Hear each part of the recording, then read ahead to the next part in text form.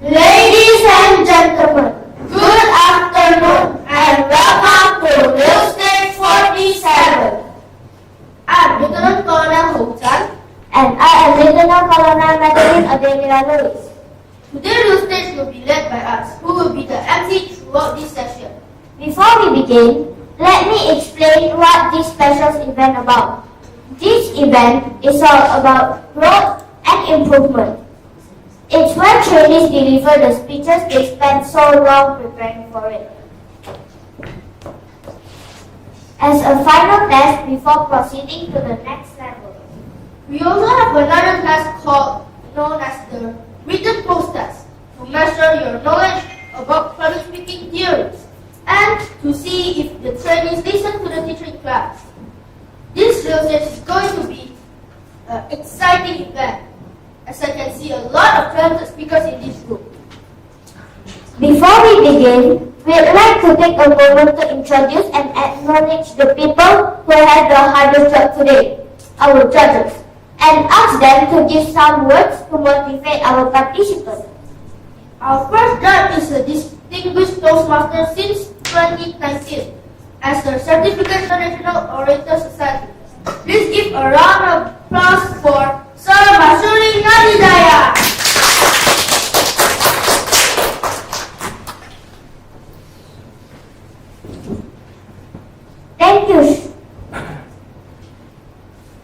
Thank you, Sir Mash. Wow, those are some words of encouragement. Don't you agree, Howie? Yes, I agree, Madeline. I hope the participants feel more encouraged. Our next judge is an outstanding educator, top 20 best teacher at Wellington Intelligence School, Medan, and the runner-up of a speech competition in Medan. Please give a big round of applause for Miss Violentina. Well, that's a very good one for all of the trainees that's going to perform today. Just give your very best. It's totally fine for doing whatever on this stage. Just be all out, because you've been preparing it for weeks, but and even some of you like preparing it in months. So give your best today. Good. Thank you, Miss Vio. Thank you, Miss Vio. I believe the messages are very appreciated. And now, it is time for the written post test. You'll be given a few questions to test your knowledge about the theories of public speaking. Don't worry, the questions are fairly easy. I'm very sure all of you will pass. The materials for the test are all from the input section in the class. So as long as you pay attention in class, I'm sure that you will have no problem answering these questions with ease. So participants, please follow Miss Claudia and take the test. Good luck. Okay, let's go. Participant, we go to the post test. Now, as our friends are having a post test,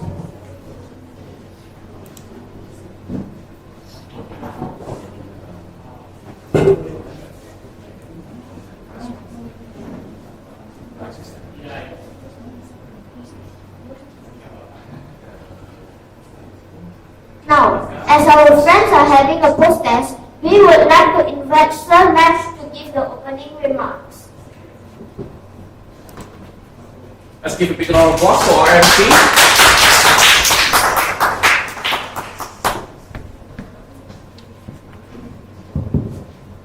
Baik, selamat pagi Papa dan Mama. Izin saya menggunakan bahasa Indonesia ya pada pagi hari ini. Pertama-tama terima kasih terlebih dahulu untuk semuanya yang sudah mendukung anaknya untuk perform di Real Stage pada hari ini. Real Stage ini adalah salah satu ujian untuk anak-anak untuk naik level. Nah, jadi banyak sekali anak-anak yang mungkin hari ini juga pertama kalinya naik ke atas panggung ini. Sehingga kita sendiri juga menyadari sebagai orang dewasa, ketika kita diundang untuk maju ke atas panggung, bisa jadi kita juga nervous. Sama dengan anak-anak yang baru pertama kali naik ke atas panggung. Jadi nantinya ketika Papa dan Mama melihat mereka perform, itu adalah persiapan yang sudah mereka lalui. Di dalam kelas mereka sudah latihan dan yang lainnya. Tetapi ketika di atas panggung masih bisa saja ada anak-anak yang ngeblank sedikit, terdiam sedikit, dan itu adalah hal yang sangat wajar sekali karena mereka sedang berproses untuk menambah kepercayaan diri mereka. Jadi nanti kalau misalnya papa dan mama melihat ada anak-anak yang terdiam di atas panggung, kita berikan tepuk tangan yang lebih keras lagi ya. Jadi supaya memberikan dukungan moral kepada mereka supaya bisa mendapatkan kepercayaan diri mereka lebih tinggi lagi setelah sesi real stage ini. Nah, itu adalah kurang lebih tentang real stage. Tetapi di pagi hari ini saya izin juga ingin bercerita kepada papa dan mama sedikit ya tentang apa yang terjadi dalam 1 minggu terakhir. Jadi 1 minggu terakhir saya sendiri baru berjumpa kembali dengan seorang murid yang saya jumpanya itu 5-6 tahun yang lalu. Ketika saya jumpa, kali ini yang mencari saya bukan anak ini, bukan anak yang saya mentoring pada saat itu, tetapi orang tuanya, mamanya terutama. Apa yang dia katakan? Mamanya mengatakan kepada saya seperti ini, Sir, boleh nggak luangkan waktu untuk ngobrol sama anak saya? Anak saya sedang stres. Dia mengatakan seperti itu. Saya sendiri mengingat 5 tahun yang lalu atau 6 tahun yang lalu, anak ini termasuk anak yang sangat antusias sekali. Apa yang terjadi? Dia belajar tentang public speaking, walaupun dalam waktu singkat, karena dia mau kuliah ke luar negeri. Saya jumpanya setelah dia tamat SMA. Saya latih 8 sesi, dia sudah confident, sudah bisa deliver speech-nya dengan bagus, presentasi sudah sangat bagus sekali. Nah, ternyata setelah kembali ini, mamanya mengatakan anaknya ini stres karena dia mendapatkan tekanan. Tekanan apa? Tekanan ternyata banyak teman-temannya sudah bisa kerja, sudah bisa memulai karirnya sendiri, sudah tamat sekolah. Nah, anak ini ternyata selama 5 tahun ini, dia terjadi banyak sekali tantangan yang dihadapi. Tantangan apa? Kebetulan setelah dari sana dia pulang, dia tamat, dia mau mulai karirnya, mencari kerja. Anak ini melamar ke banyak perusahaan, tapi tidak ada satupun yang memanggilnya. Itu yang pertama. Ketika dia menghadapi masalah ini, apa yang terjadi? Anak ini udah coba 8 bulanan, yang terjadi adalah masih belum ada yang membuka lowongan pekerjaan untuk dia. Lalu apa yang terjadi? Dia mengatakan kepada mamanya, ya udah deh, saya mau lanjut kuliah saja. Mamanya mendukung. Dia lanjut kuliah ke S2 di Cina. Yang terjadi setelah 3 bulan di sana, karena dia belajarnya itu, ekspektasinya dia lebih gampang untuk belajarnya di kuliah S2 itu lebih gampang dan kawan-kawan, yang ternyata tidak sesuai dengan realita dari anak ini. Apa yang terjadi? Dia ngomong sama mamanya, saya nggak mau lagi lanjut kuliah S2, saya mau ngambil bahasa saja di Cina. Mamanya oke, ya supaya dia tidak stres katanya, supaya dia tidak stres. Didukung, pindah dia jurusan dari yang S2 manajemen, dia pindah mengambil bahasa saja. Sekarang setelah 6 bulan menggeluti pembelajaran bahasa Mandarin, dia kembali ke Medan dan mengatakan kepada mamanya, saya nggak mau lanjut lagi karena saya tidak suka ternyata. Nah, saya ketemu sama anak ini karena mamanya sekarang nggak bisa dong, kamu harus dong menyelesaikan apa yang sudah kamu minta. Sekarang mamanya sudah memaksa. Apa yang terjadi? Anak ini merasa dia ditekan oleh orang tua. Saya ngobrol sama dia. Nah, kamu sendiri sebenarnya kalau saya petakan, apa yang kamu lakukan setiap saat kamu menghadapi kesulitan, kamu berusaha untuk putar balik. Ketika kamu menemui sebuah tantangan, kamu tidak mencari cara untuk menyelesaikan masalah tersebut. Dia malah memutar balik dan mengambil backup plan dia. Dia merasa bahwa saya tetap masih bisa keluar dari jalur yang sudah saya pilih. Saya mengatakan kepada anak ini, kalau misalnya dia setiap waktu ketemu dengan dia terus memutar balik badannya, maka dia nggak akan kemana-mana. Lantas saya juga ngobrol sama mamanya. Dan yang terkejutnya, saya baru mendapati satu hal yang penting yang menjadi pembelajaran untuk saya sendiri juga. Dari dulu, mamanya ternyata ketika anaknya mau melakukan sesuatu, itu didukung. Bagus, benar ya? Tapi ketika anaknya mengatakan, saya tidak mau lagi, itu juga didukung oleh mamanya. Yang dimana berujung apa? Dia merasa di dalam kehidupan ini, setiap kesempatan yang diambil itu masih bisa putar balik. Dia tidak belajar untuk menghadapi sebuah masalah. Kita mengikuti sesuatu, itu pasti akan ada tantangannya. Dan disinilah peran sebagai orang tua ini menjadi sangat penting sekali untuk saya sendiri ya. Saya belajar bahwa ternyata tidak setiap waktu keinginan anak itu bisa kita dukung. Apalagi kalau misalnya kita sudah tahu bahwa sesuatu itu bagus untuk mereka di masa depan. Maka kita orang tua pasti akan ada menghadapi masa-masa di mana, aduh, anak saya memang tidak mau nih, dia sedang tidak mau nih, tapi saya tahu ini bagus untuk dia. Maka momen-momen seperti itu orang tua juga diharapkan bisa berkomunikasi lebih lanjut lagi dengan anak ini tentang ekspektasi apa yang bisa kita ambil, dan juga tujuannya adalah satu, kita nggak mau anak kita nanti ke depannya ketika menghadapi masalah dia bisa putar balik dan tidak mengusahakan yang terbaik untuk dirinya sendiri. Jadi yang mau saya sampaikan kepada Bapak dan Mama, ini juga pembelajaran untuk saya juga punya anak yang masih kecil mungkin, tetapi itu menjadi reminder untuk saya sendiri bahwa terkadang kita tidak bisa selalu mengikuti apa yang diinginkan oleh anak. Karena kita sebagai orang dewasa, kita tahu apa yang bagus untuk mereka, apa yang baik untuk masa depan mereka. Memang dunia bisa berubah, tetapi kita tahu ini adalah skill-skill misalnya atau keahlian-keahlian yang mereka memang butuhkan. Maka kita dukung walaupun mereka merasa bosan, walaupun mereka sedang merasa tidak nyaman pada saat berproses ini. Mari kita dukung. Jangan sampai kita memberikan kesan bahwa kalau saya tidak bisa jumpa, saya tidak bisa jalan di sini, maka saya masih bisa kembali dan ngomong sama Mama, saya mau coba yang lain, saya mau coba yang lain. It's okay, tapi harus ada timeline-nya, kapan itu terakhirnya. Terakhir kali kita bisa mentoleransi. Dan anak ini, semalam saya jumpa kembali, dan saya sudah minta dia ada beberapa PR, dia sudah mem-map out apa yang akan dia kerjakan, dan saya sudah minta komitmen juga dari mamanya. Kita dukung, ini adalah komitmen dia, kita biarkan dia berproses, tapi saya akan tagih anak.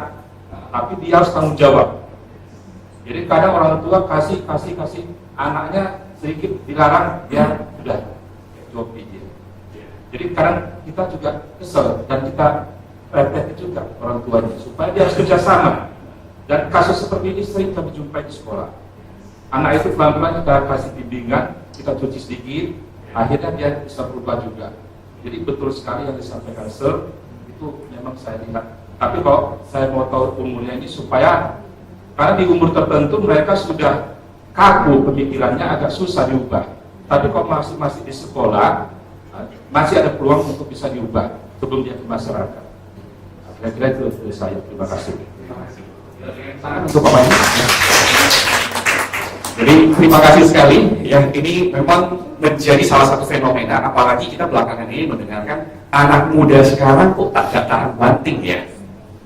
Bisa jadi ini juga berpengaruh dengan cara kita berinteraksi dengan anak. Memang dari dulu kalau zaman papa saya, kalau saya bilang saya nggak mau, kamu harus dipaksakan, ya, tidak boleh tidak, ya, apa yang dikatakan papa itu harus dikerjakan. Nah, mungkin generasi berikutnya, kalau dari saya sendiri, saya juga pada saat itu tidak merasa nyaman dengan paksaan dari orang tua. Tapi menurut saya setelah saya menjadi trainer di SMLONE, bertemu dengan banyak anak, sebenarnya ada benarnya ketika kita bisa membuat anak itu menjalankan sesuatu, walaupun mereka merasa bosan, yuk kita jalankan sampai akhir. At the end of the day, sebenarnya yang berbeda, yang membuat saya resistensi pada saat itu adalah cara ngomongnya papa saya, membuat saya tidak mengerti kenapa itu penting. Sehingga ketika kita bisa membuat anak mengerti kenapa ini penting untuk mereka, at the end of the day, mereka masih bisa sejalan dengan kita. Jadi itu adalah salah satu gambaran yang saya dapatkan dari belakangan ini. Dan ini memang seperti yang Bapak tadi katakan, bukan kejadian satu saja, tetapi kebetulan anak ini saya jumpanya ketika dia tamat SMA dan sekarang sudah umur 23 tahun. Jangan sampai itu sudah terlambat baru kita mengubah approach kita. Ya, Bapak dan Mama, terima kasih semuanya. Kita berikan tepuk tangan untuk kita semua, ya. Mama yang luar biasa. Sebentar lagi anak-anak akan kembali, ya, dan sedikit dari SMLONE di tahun ini kita akan melakukan sedikit penyesuaian kurikulum kita. Penyesuaiannya bagaimana? Live project yang papa mama biasanya tanda-tangani ketika mereka kerjakan itu akan kita update. Kenapa kita update? Awal kita membentuk SMLONE itu di tahun 2017. Live projects yang kita desain itu adalah yang di tahun 2017. Sekarang dunia sudah sangat berubah sekali, sehingga akan ada penyesuaian beberapa yang tujuannya seperti tadi, resilience dari anak-anak itu mau kita bangun supaya mereka bisa lebih baik lagi dalam menghadapi tantangan-tantangan ke dalam kehidupan mereka. Yang kedua adalah nanti akan ada penambahan dari segi financial literacy, mulai menabung, bagaimana mengatur keuangan mereka. Life project kita sudah akan mulai kita sesuaikan ke arah sana. Jadi Papa dan Mama, update terbarunya akan kita launching ya. Nanti ketika waktu kita launching akan kita kabari bagaimana cara mekanismenya dan apa saja yang harus Papa dan Mama tanda tangani ya atau perhatikan. Jadi mohon bantuannya kalau ada penyesuaian baru, Papa dan Mama juga bisa menaruh konsentrasi. Oh, ini ada perubahan seperti ini ya. Itu saja kabar dari saya. Terima kasih sekali dan mari kita nikmati performance dari anak-anak. Terima kasih, saya kembalikan kepada MC.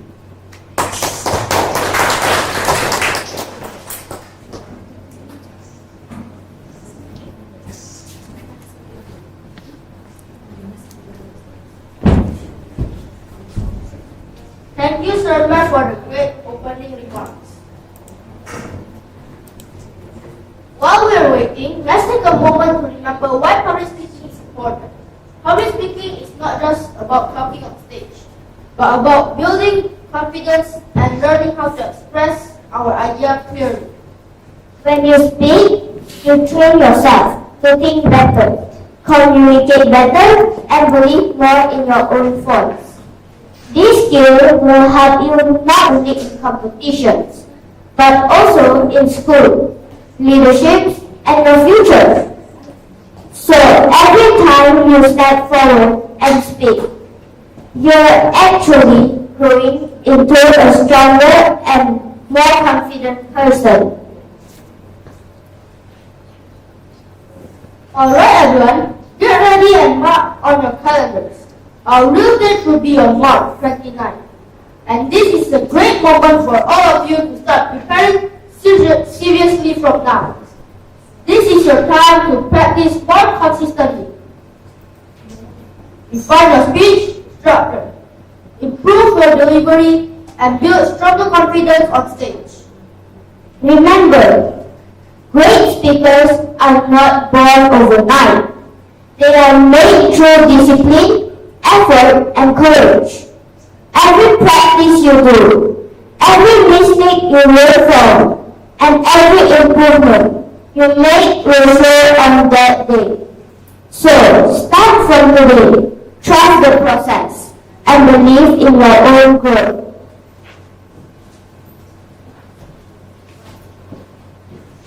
So, everyone, how was the test? Was it easy? I'm sure that it is very easy, and all of you did great on the test. Now, it is time to start explaining the rules for the real stage. First of all, it is necessary for all of you to put your phone on silent mode throughout the whole session, so the speaker won't face any disturbance and can speak smoothly. Second, during a speaker's speech, it would be highly appreciated if you don't enter or exit the room. Doing so may distract the speakers. Also, littering is strictly prohibited in the room. Lastly, at the end of each speech, speaker will receive feedback and comments from the judges. For those audience who want to give feedback, you can give your own feedback as well by accessing the link and form given after you click the link shown here. But please, don't type anything unnecessary. Now, we will continue and explain the time limits.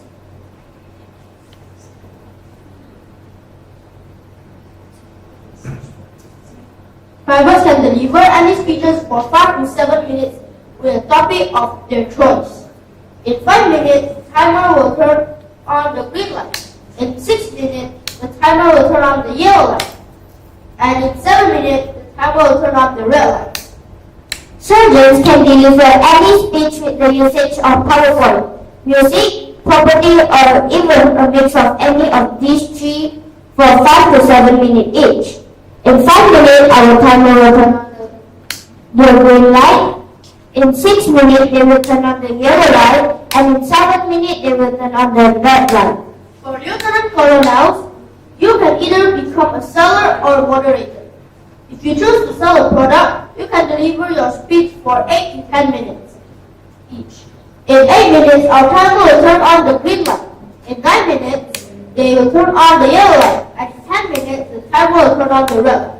But if you choose to become a moderator or session, you will have a time from 10 to 15 minutes. In 10 minutes, our timer will turn on the green light. In 12 minutes and 30 seconds, they will turn on the yellow light. And in 15 minutes, the timer will turn on the red light. Colonels have the option to deliver a persuasive speech, a speech in front of a camera, or a stand-up comedy.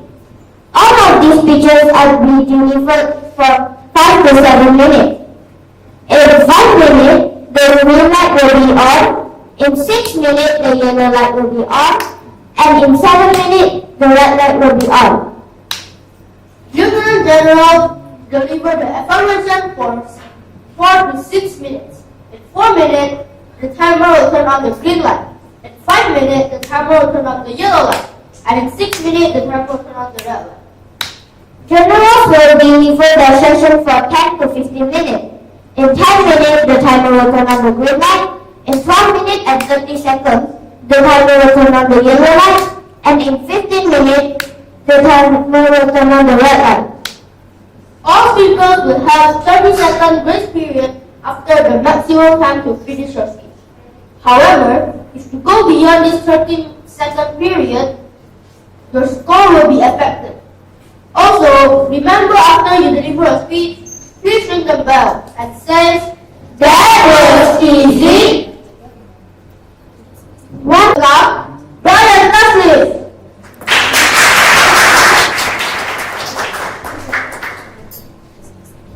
Brian Taslim, stay safe, Brian Taslim. The stage is yours. Everyone, let's give a big round of applause for Brian Taslim.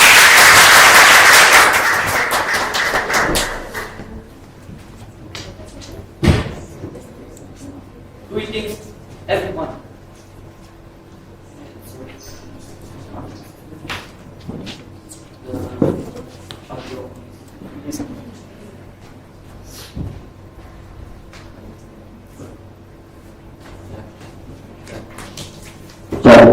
Yes.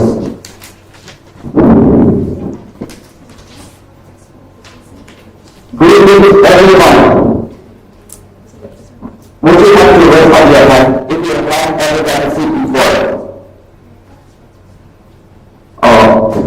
It has not been if you.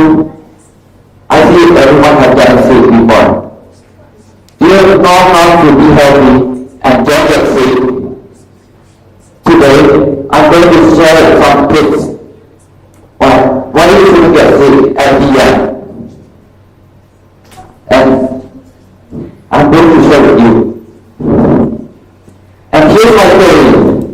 When I was asleep, I felt uncomfortable and I got my answer at school.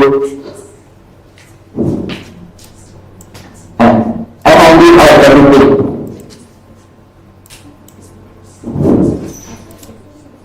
And I found out that everyone is sick and they went home last time. And I don't like it. Well, and I did it. And I saw everyone is very sick and it is very bad. When I was sick, I always eat medicine. And then I stay at home. And then when I sleep, I felt uncomfortable and I cannot breathe. And then I have never been hospitalized as a patient before. It was scary. And then I don't want my hand to be injected because it took our blood samples from our hand. And I always remember to drink more water. When I got hurt or injured, that was true. If she was sick. And then, in the past, March 2021, everyone knows that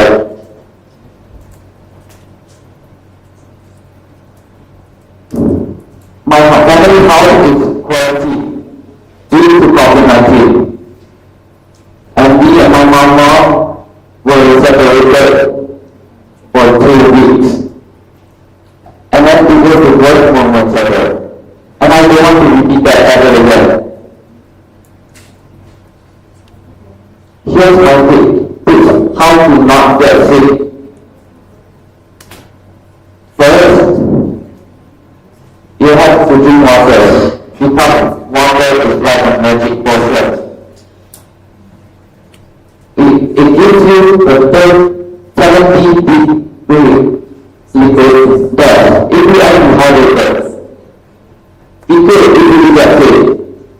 Second, I don't know why that mom say, don't look at the phone too much when you are sick.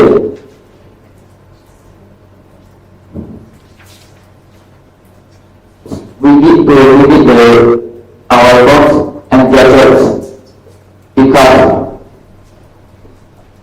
sleep is important for our health. And then it was a very pain, I know it hurts a lot. And so you must, if you want to exercise or stay healthy, the first, all you have to do is to control yourself.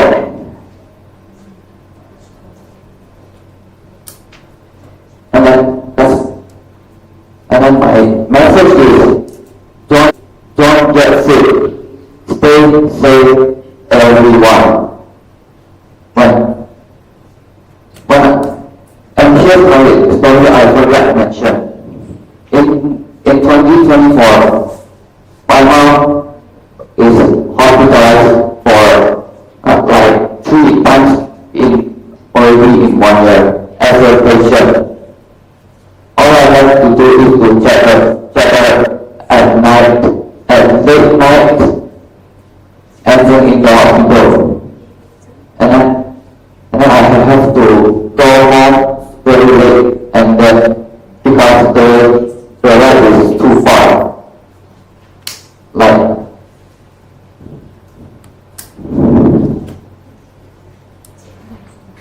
and then I have to brush my teeth and sleep and late. So my final message is to stay safe and drink more water.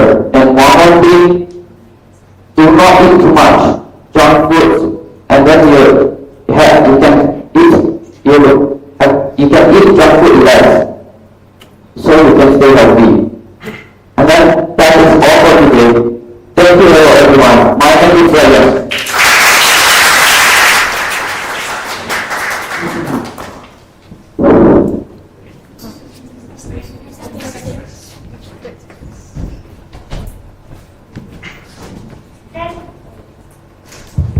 Thank you, speaker. Thank you, Brian. You may take your seat first. Now we would like to invite Lieutenant General Jasmine Yanaki to please come forward to the stage and share their evaluation.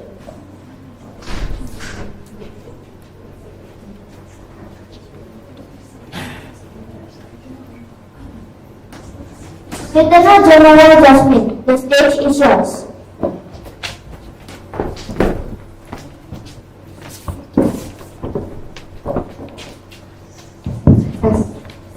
Okay, thank you very much. Now I will be evaluating Brian's first real stage speech about stay safe. I can say this is a very good topic because he shared lots of tips such as drinking lots of waters and less junk foods and so on. And then you also have a really good opening, which is you ask us a question and then you invite the guest to raise up our hands. That's a really good hook to encourage audience to pay attention to your speech. I like that. And also, you also got personal experience. And I would like to congratulate you for bravely stand here because that I know that most of the people in this world, they are very shy or they are scared to stand in front of here and speak for the first time. And I know that maybe you are getting nervous, but it's alright. If you have stand here and speak out loud here confidently, this is a very first step for you forward to near the success. And I would like to give you some tips. I would suggest you some tips for not being nervous in front of stage, in front of so many people. So first of all, I have these tips shared from my friends. So he told me to inhale for 5 seconds, and then you hold it for 5 seconds, and then you exhale for 5 seconds, and then you will be okay. And this has been tested by my friends, and she told me that this works 80% every time she speaks in front of so many people. And maybe you should try it too. I believe that these tips can help you a lot.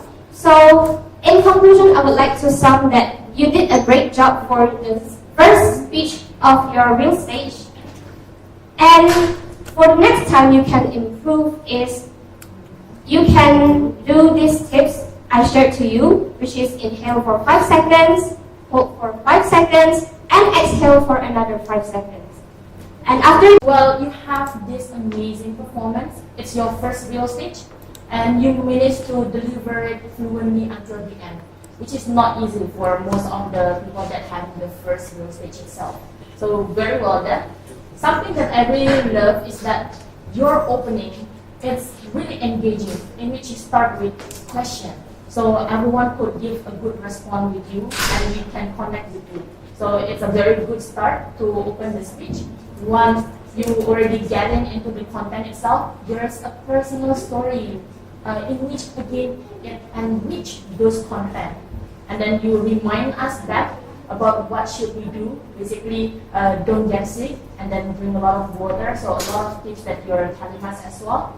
For just maximizing this whole performance is just to relieve and go with the different positions. Like just now, when you start with a question, you can stand in the middle. After that, when you go with the content, you can go to the right side, then go to the left side again for a different kind of transition, so you can be all out on the stage. Okay, but overall, very well done for the whole delivery. Can we give a big round of applause?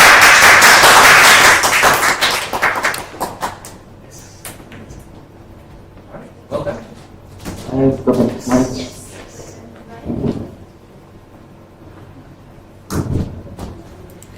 Thank you very much, Ms. Dio. I believe your feedback will be very useful.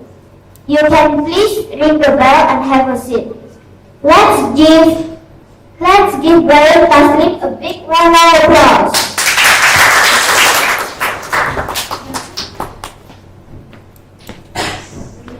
Ring the bell, please. Oh.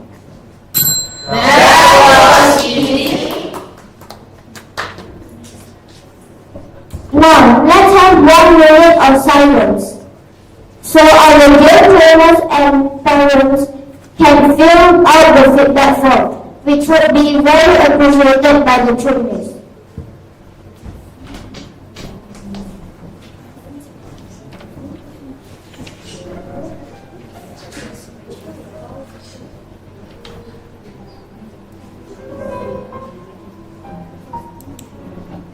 No editing.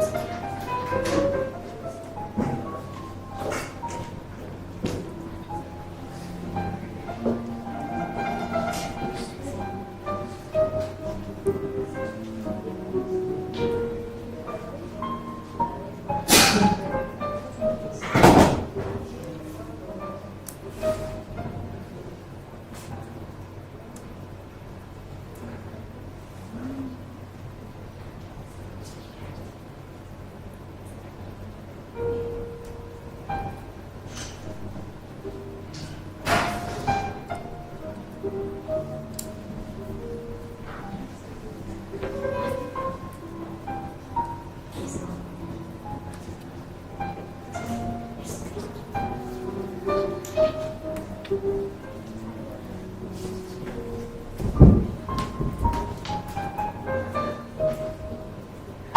second speaker today will be level up from surgeon to lieutenant colonel. She is someone from the class of Hirosaki, bringing a speech title of How to Save Money. Let's welcome Elmina Johanna Saragini.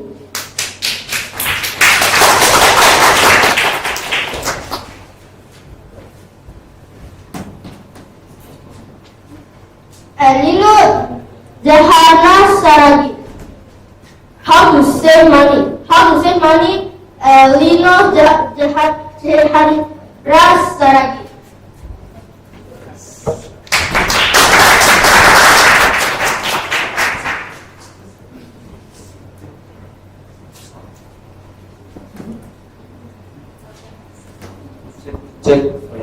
So,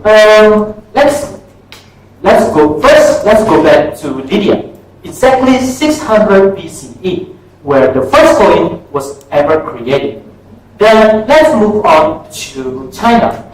In the 600 years, they were created one of the best things that human ever created. What was it? It was paper money. Well, paper money in this life is very meaningful. We can have a lot of things right now. Imagine, using this little paper, we could buy everything that we want. It's crazy enough that this little paper can change a human life. Try to think about money. What did we will do for money? Sometimes we will work hard to earn our money. And also, sometimes even in the bad side, we could kill for money. And that's the negative and the positive things that we can do for this money. But I have a story of my experience about this money. Why? Every time I visited my big family, I at least get 100,000 rupiah, even if from my auntie or from my uncle. At least I will get it. But it made me wondering, why in 5 days all the money have already gone? And then I just realized that I do an impulsive buying. And it was really the most thing that make us cannot save money. Why? Impulsive buying is something that action that we do to buy something without even looking at the price or not even thinking what the money should be going. So I asked my mom where I should save this money. Then she answered, why don't you save it on the bank? And then I go to TikTok or probably ChatGPT and I ask, what is the benefit of saving money in the banks? Really, I got a lot of good video that say that saving in the banks actually increasing our money. For example, I'm going to save my money 100 billion rupiahs in the banks. I'll say I save it in 2010.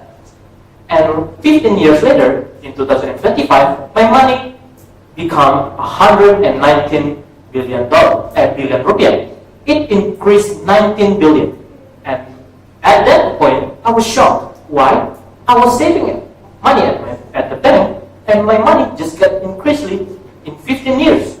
Then I was thinking, probably it's the best idea to save money in the banks. But there's one video suddenly appears in my For You page. It was stocks or investment. Really, I don't think about it at first because I think it's just for work and only parents will do it. But now, after I see somebody saying that making investment is more efficiently than saving in the bank, I was asking ChatGPT with the same question. But I changed the question a little bit. What happens if I have 100 billion rupiah and I save it in one of the biggest banks stocks, in which is BBCA? How much money will I get in 2025? And the answer is really shocking. Why? In 2010, I have 100 billion. But in 2025, I have 219 billion. It raised up 119%. And it's really shocking. But even though it shocked me, I cannot do it. Why? I was not born yet in 2010. So I cannot save any of my money. But it will make me thinking that, how if I save it now? How if I save it start from 2027? And of course, there's so much way to save our money than just put an investment in stocks. There's putting it on the gold or put it on the land. There's so much thing that we could do with that money. But the basic one we can do is actually just save it in the banks and save it and put it in the investment. And then, even though investment sounds really good, I have always think of something. If the stocks get down, what if the stocks suddenly bankrupt? And that's why when you are learning how to invest, you need to search for a tutorial. Even though it's just for beginners, it's okay. Because if you try to investment without any knowledge at all, you can go broke. And that's not the best thing ever to have in this economy right now. I ever heard one of the quote that was really affected me. You will miss 100% if you don't shoot the ball. And that's why if I didn't put my money in the investment, I will of course 100% didn't get any investment. So ladies and gentlemen, there's actually a lot of ways to invest our money or to save our money. But both of them are the one that I was studying right now.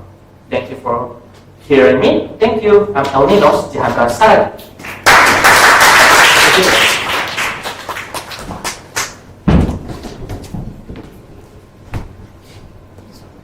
Thank you, El Nino, for your speech. You may take a seat first. Now, we would like to invite Lieutenant General Vivian Chung to please come forward to the stage and share the evaluation.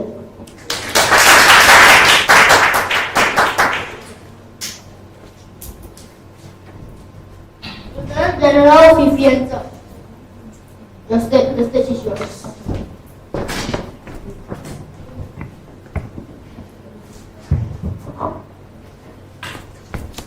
Alright, before I start, can we give a round of applause to Elino right now? Alright, Elino, when it comes to content, I believe that you have done really amazingly. First, I really like your choice of topic, in that this is a very relatable topic to all of us. We, in our life, is already related to money, and that's why the topic, how to save money, is a really good topic for us to hear and gain knowledge about it. Now, what I like about your content is that when you were introducing how to save money, you came up with lots of problems and also solutions to these problems. So whenever we encounter a problem about saving money, then those are already tackled because we already know the solution to fix that problem. So I believe that is one good addition from your content. And then, I also really like your smile. You seem to be enjoying the process altogether in this stage. You were smiling a lot throughout because you were saying also lots about things like your personal experience, which I believe is really good. Because personal experience is something that you have already experienced. So I believe that when it comes to the smile, it is already a job well done. And for that, I would really like to applaud you for that. Now, for improvements, this comes more towards the delivery, as I do not have much to say about your content because your content is already great. For delivery, I would like to talk about your opening. Your opening was really great with the history of paper. However, I believe that when you want to explain timelines, you can move around the stage. For example, 2,000 years ago, what happened? You can stand here. And then after that, around sometime, like 1,000 years ago, you can stand here, and finally up to the present, you can move to another point of stage. So that will definitely improve your speech.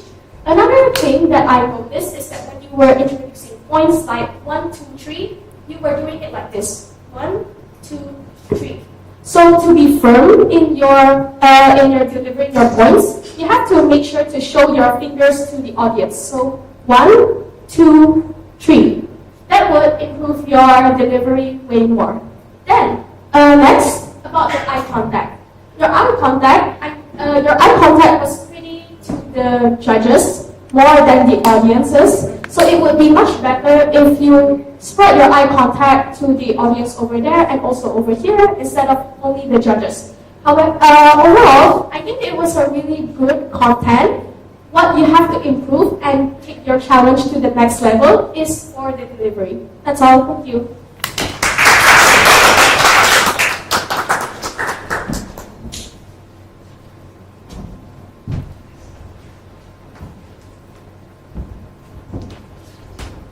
Thank you very much for your valuable feedback. Now may kindly invite Eleanor to return to the stage.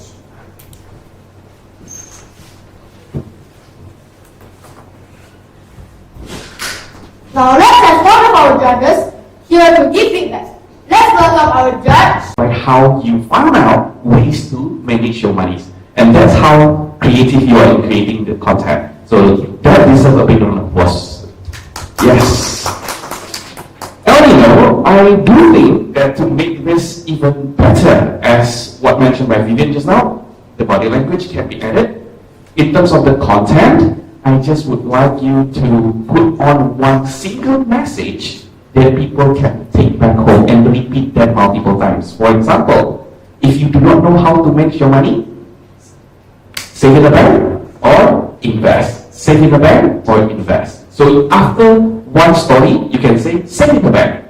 And then the second, invest. Okay? And then you close the speech with, so if let's say you do not know how to manage your money, save in the bank or invest. Thank you. So that would be much more easier for us to remember your message.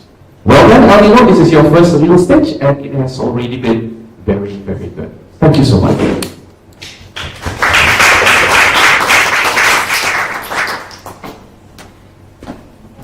Thank you very much, Ramesh. That was easy. Thank you very much, Ramesh. I believe the feedback will be very useful. Ladies and gentlemen, let's once again give a big round of applause for El Nino.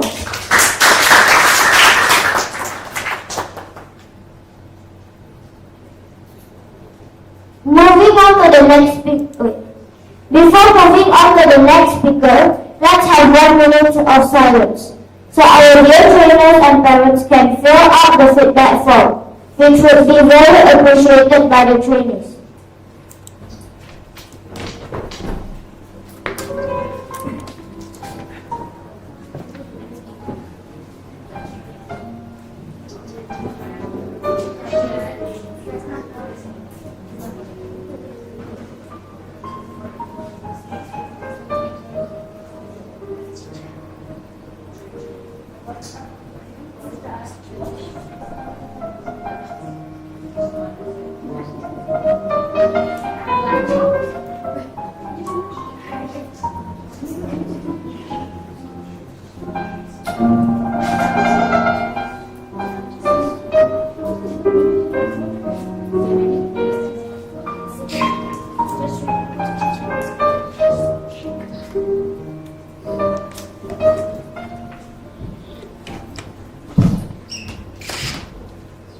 Our third speaker today will level up from sergeant to lieutenant colonel.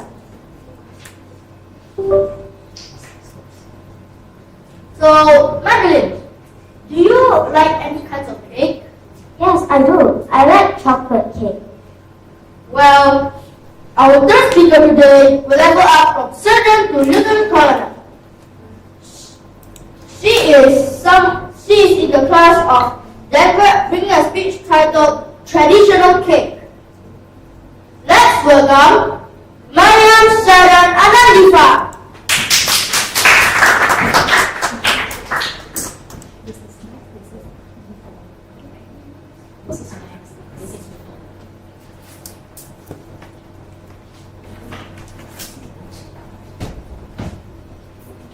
Mariam Sharon Anandifa, traditional cake, Mariam Sharon Anandifa. The stage is yours. Everyone, let's give a big round of applause for Mariam Sharon Anandifa.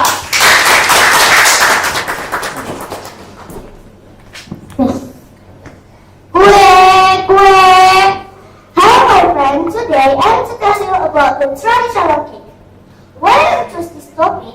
Because I and my family like to eat this. So, guys, have you ever eaten the traditional cake? Yes. This triple cake, the first meant a triple cake is made will be an ancient Egypt, where cake made in Western will have a various types of the traditional cakes.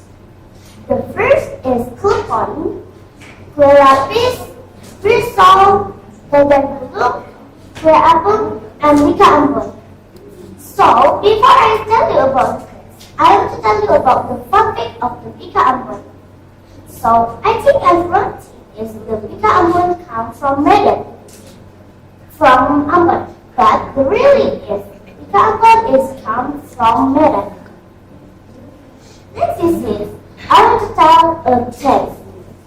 When you want the less salty, you will have a result at that one.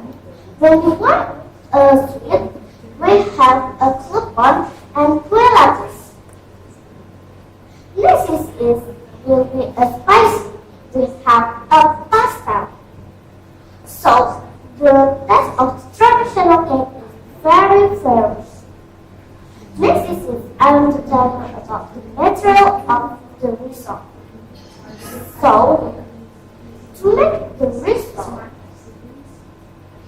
we have made a pork, vegetable completely, oil, butter, eggs, and to make a vegetable completely, we have potatoes and carrot.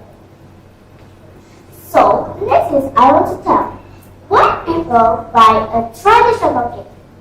The first is traditional cake have a best price. This is so cheaper a traditional cake. Next is the traditional cake have the various like and it is the traditional cake is very healthy. So why is it healthy? Because the method of the traditional cake is made will be made like putu bambu is made with a bamboo. This is made with a serabi. So I'm finishing a word about the traditional cake.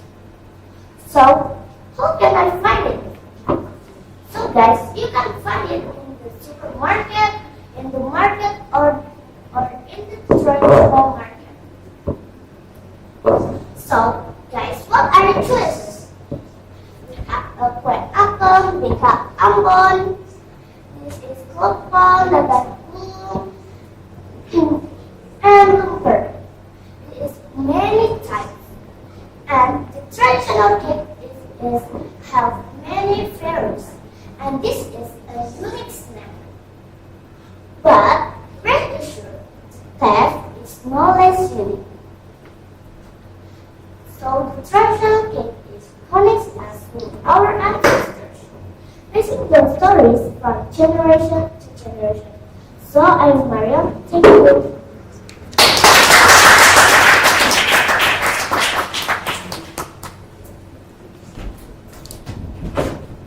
Wow, thank you for your wonderful speech.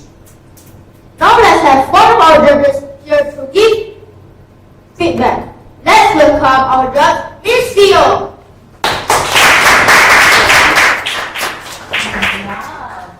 Well, it's such an interesting topic to talk about the traditional cake.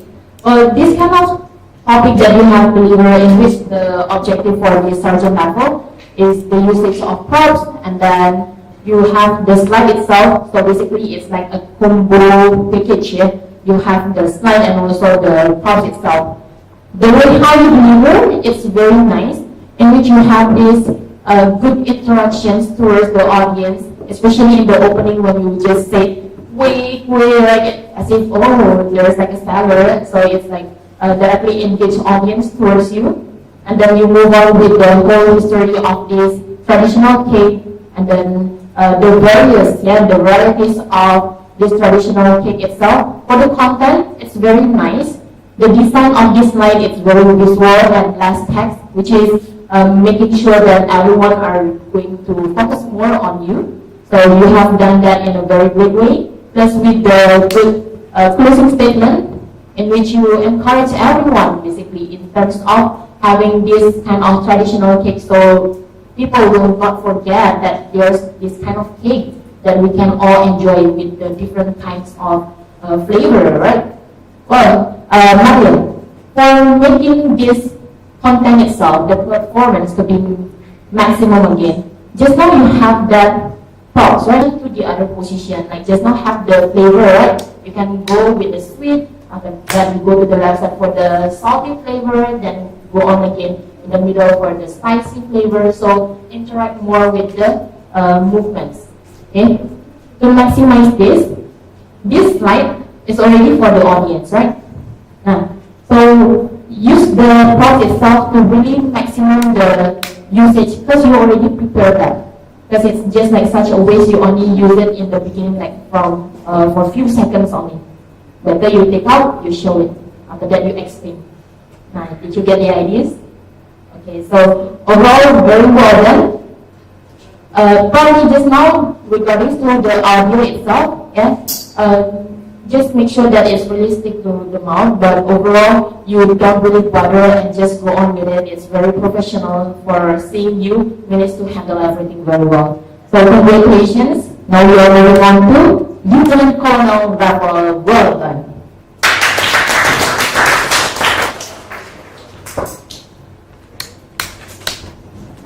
Thank you very much, Ms. Vero. I believe the feedback will be very useful. That was easy. Ladies and gentlemen, let's once again give a big round of applause for Mariam, Sharon, and Mandiva.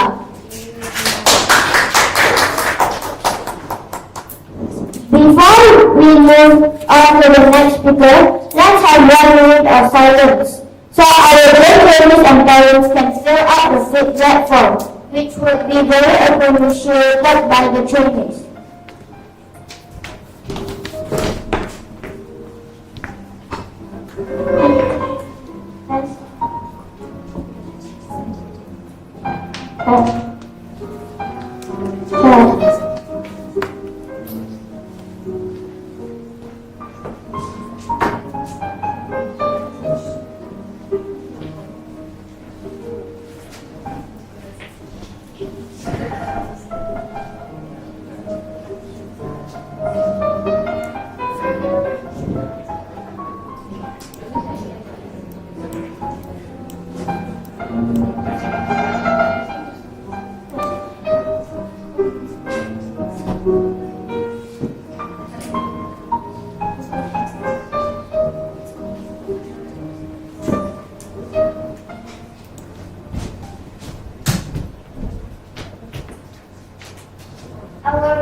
Our fourth speaker is someone of the class at Tracy. Tommy, do you know any other living things that is as smart as human? I'm not really sure that there's more living things that's as smart as humans. Well, the next speaker is bringing the topic of intelligence animal. She is Victoria. Let's welcome Victoria to the stage.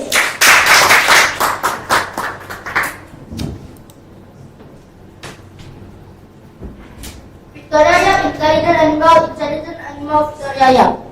Your time limit is 5 to 7 minutes. The stage is yours. Good luck. Let's give a round of applause for Victoria.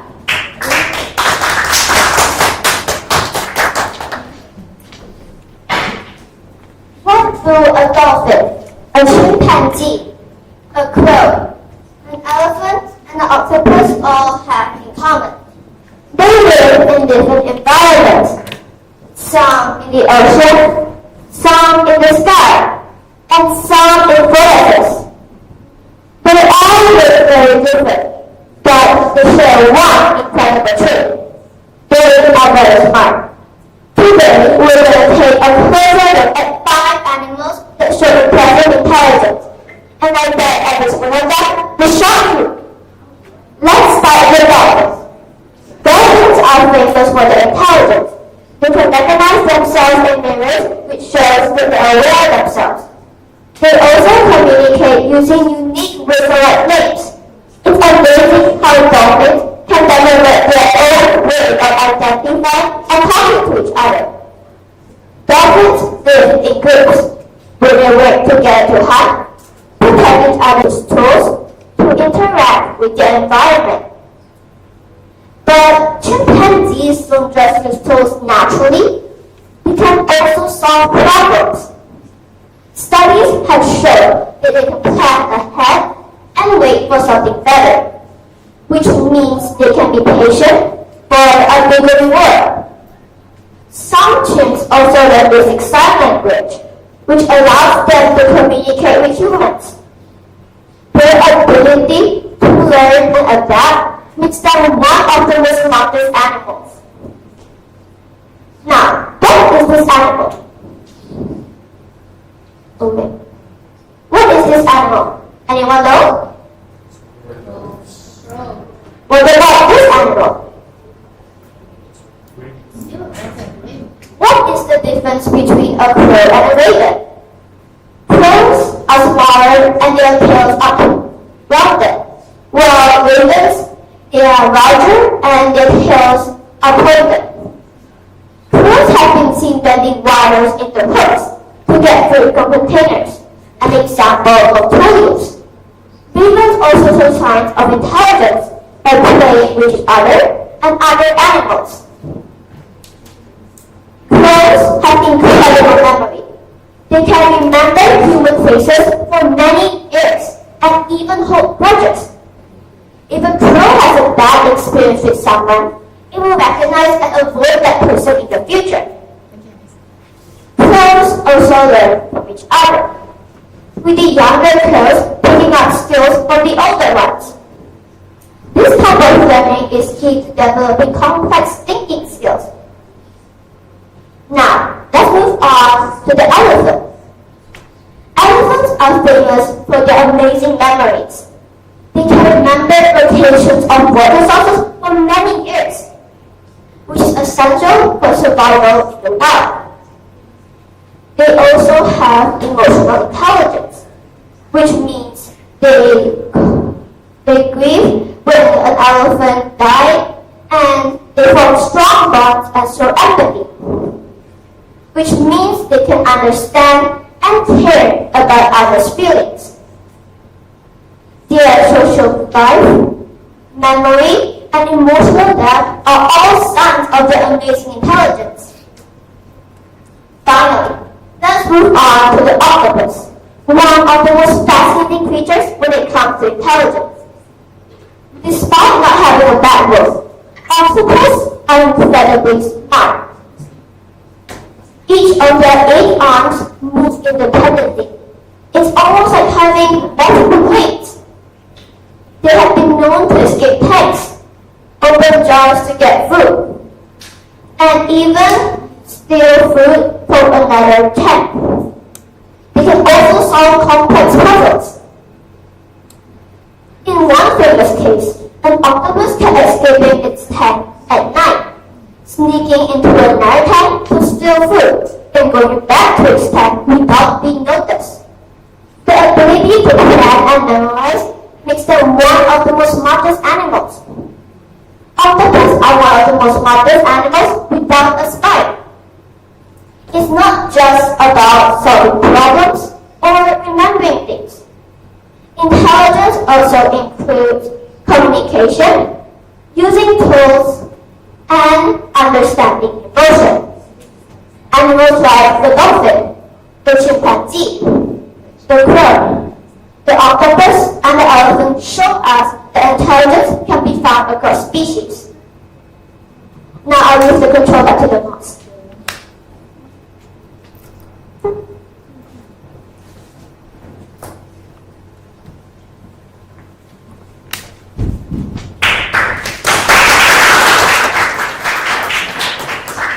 Wow, thank you for a wonderful speech.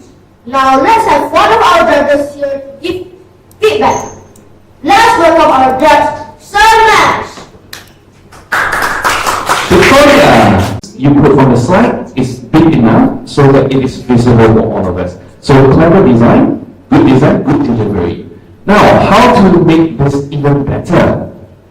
The closing part just now, in my opinion, can be a bit smoother because you cut it at the end after you say this sentence, right? Intelligence can be found across species. I personally prefer something to add to relate to the audience. So, for example, in the closing part, you can say, if the next time you think animal is not smart, remember, intelligence can be found across the species. So make it relatable to the audience, the state of the audience, so that when we come across animal, they are not as intelligent as human. Yes, but apparently they are intelligent. Okay, so the closing part could be stronger if you add some reflection to the audience. Alright, overall, I think it's a very well crafted speech. Well done, Victoria. That was easy. Thank you very much, Sir Mash. I believe the feedback will be very useful. Ladies and gentlemen, let's once again give a big round of applause for Victoria.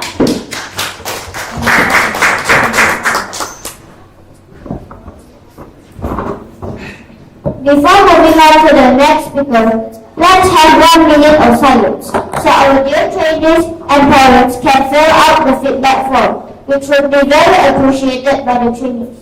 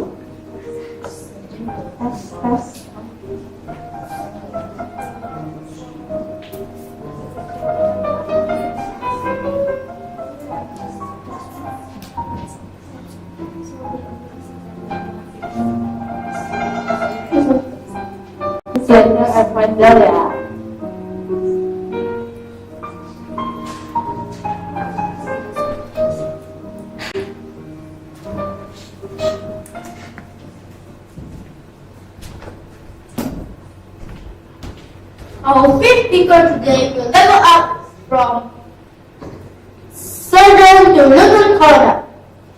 She is from the class of Galileo, bringing a speech titled History of Chocolate. Let's welcome Calista Aurelia Tasma to the stage.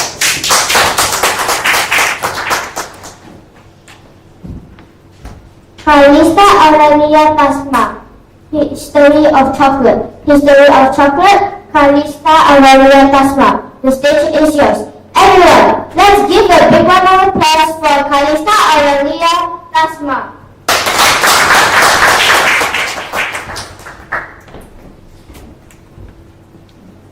Who here loves to eat chocolate? Well, I'm sure most of us here love to eat chocolate. Chocolate is delicious.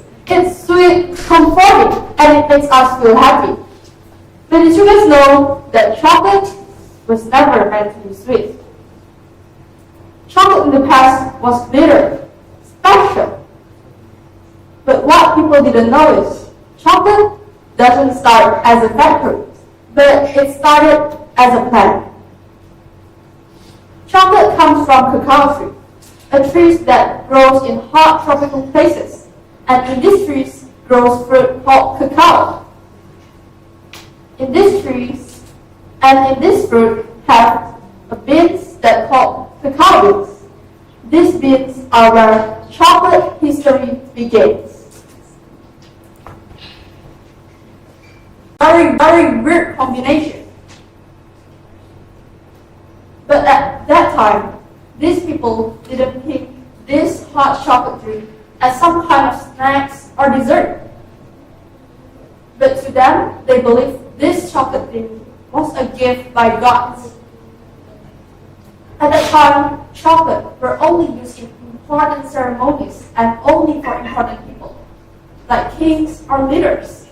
At that time, chocolate were very valuable that they use it as money.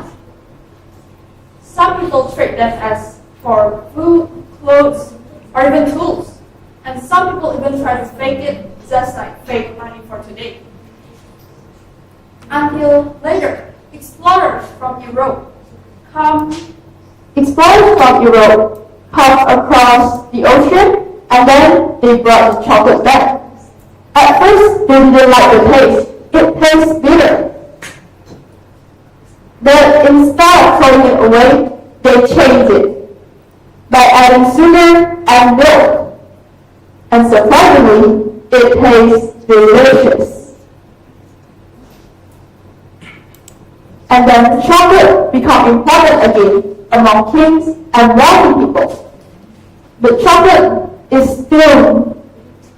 But poor people still cannot try what chocolate tastes like. And chocolate didn't just stay for the rich forever. When factory and machines were made, chocolate could be made faster, cheaper, and for the first time, everyone could enjoy chocolate. People could try it. Families could share it. The first ever chocolate bar were created. And chocolate are still growing until now. Now, chocolate comes in very many brands. Chocolate comes in very many varieties. From cake, croissant, chocolate Dubai, and many other more. Chocolate comes in many shapes and colors. Some chocolate are soft, some are crunchy, some are chewy, and some are just melts in your mouth. So, chocolate are still growing until now. Chocolate gives a very long journey, from a village to a spicy chocolate drink until the chocolate we try today. Chocolate comes in very many celebrations. Valentine's, Chinese New Year, and also sometimes, if we go travel, what will we brought home? It's chocolate. And every airport has almost all stores have the chocolate in it. So that's why every time you eat chocolate, now you will know that history doesn't just come from war or famous people. Sometimes it is from what we eat. Back to the MC.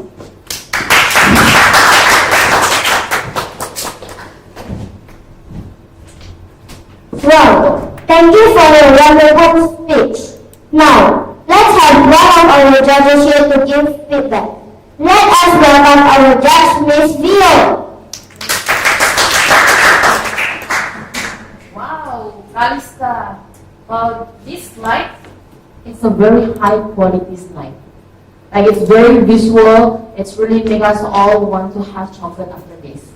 So thank you for sharing the whole chocolate history, from the cacao, and then how is the process, what's actually going on in the past, that basically not all of the people could actually enjoy this. It's a very nice story that you have inserted. The way how you deliver this whole speech, you show how you master the content, in which this slide really doesn't have lots of text, basically very, very less text. which is very nice. Because the function of the slide itself is for audience. So we are more focusing on you as the person who are speaking. So very well done in doing that. And then just now in the opening, you make a very good opening by asking, there's only one part at the very ending where you smile. But the beginning it's very tense. Yes, that kind of smile is like very nice if you can do that from beginning. Okay, so we can actually go with the flow even better with you. Overall, very well done. Congratulations for going to Lieutenant Colonel level. So, thank you. Thank you very much, Miss Pio. I believe the feedback will be very useful. You can please ring the bell and have a seat. Let's give a round of applause for Kalita Arlia.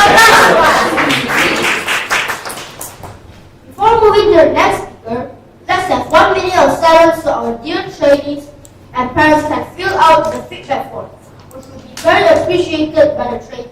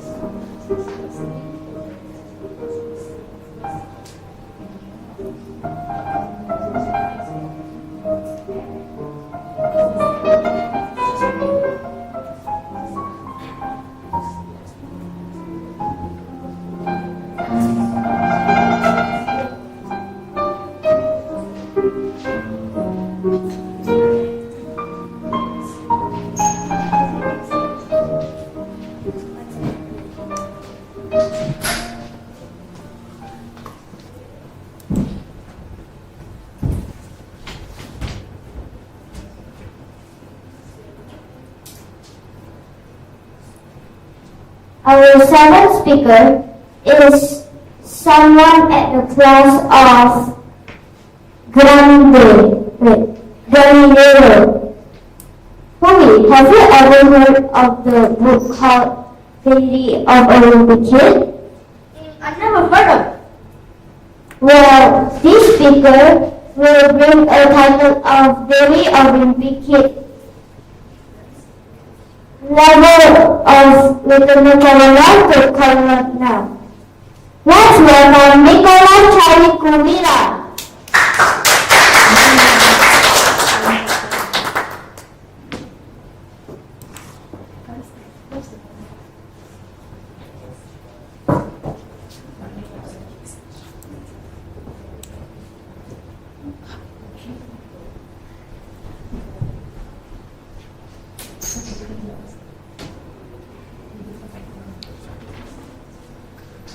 Nicola Charlie Kumila. Dari mimpi kekenangan happy. Dari mimpi kekenangan happy, Nicola Charlie Kumila. The stage is yours.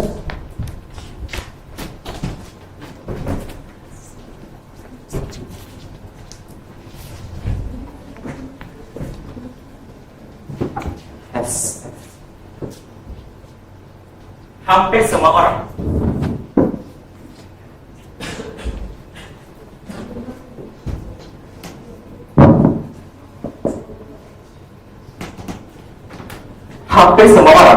pasti pernah ngerasain atau ngalamin momen-momen dimana mereka tuh merasa kayak wimpy banget, atau awkward, atau canggung, atau mungkin dengan kata lain kurang. Kita nggak bisa bilang tidak, tapi kurang jago bersosialisasi.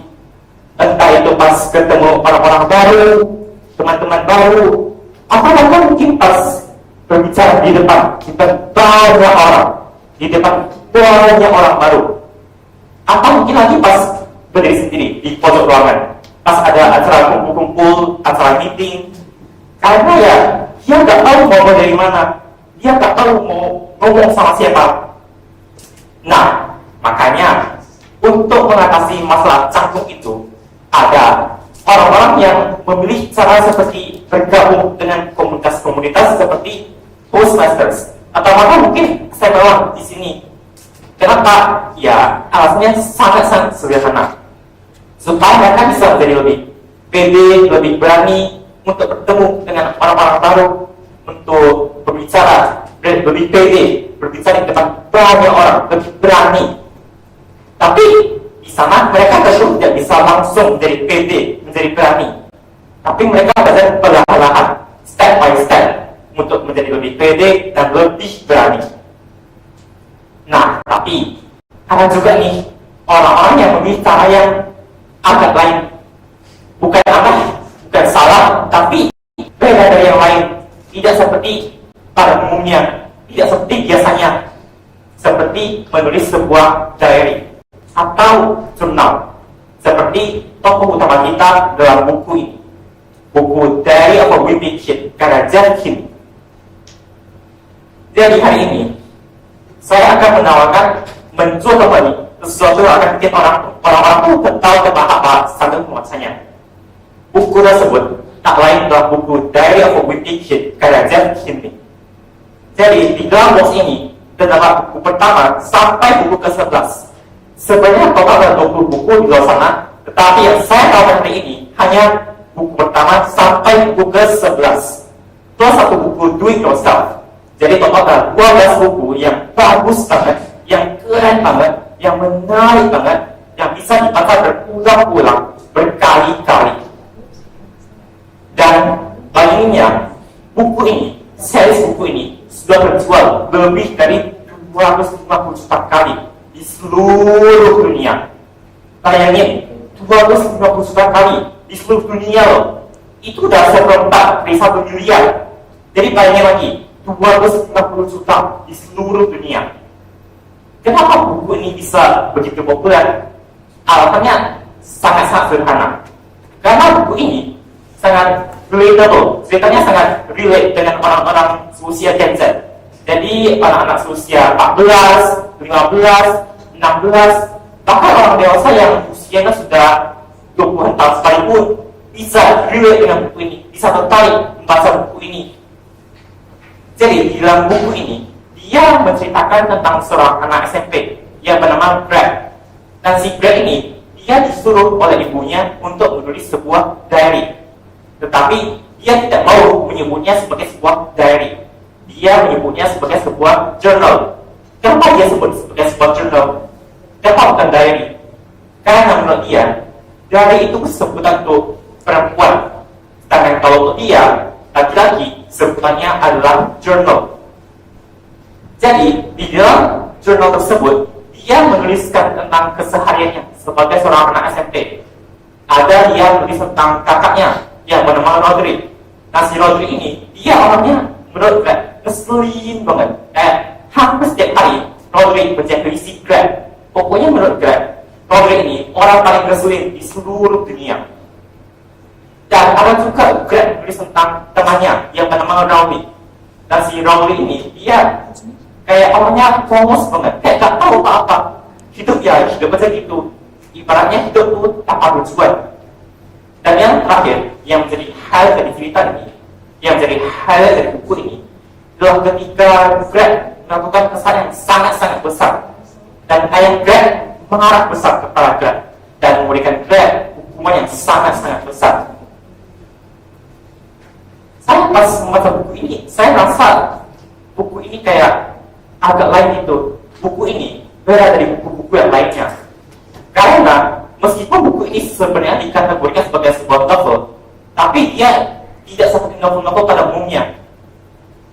Kalau novel pada umumnya itu kan tebal-tebal, ratusan halaman, isinya teks semua, panjang-panjang isinya teks semua. Tapi di dalam buku ini, novel ini, dia tidak seperti itu. Di dalam buku ini, dia ada balance antara teks dan gambar. Jadi dia 30% teks dan 50% gambar, 50-50. Jadi dia balance antara teks dan gambar.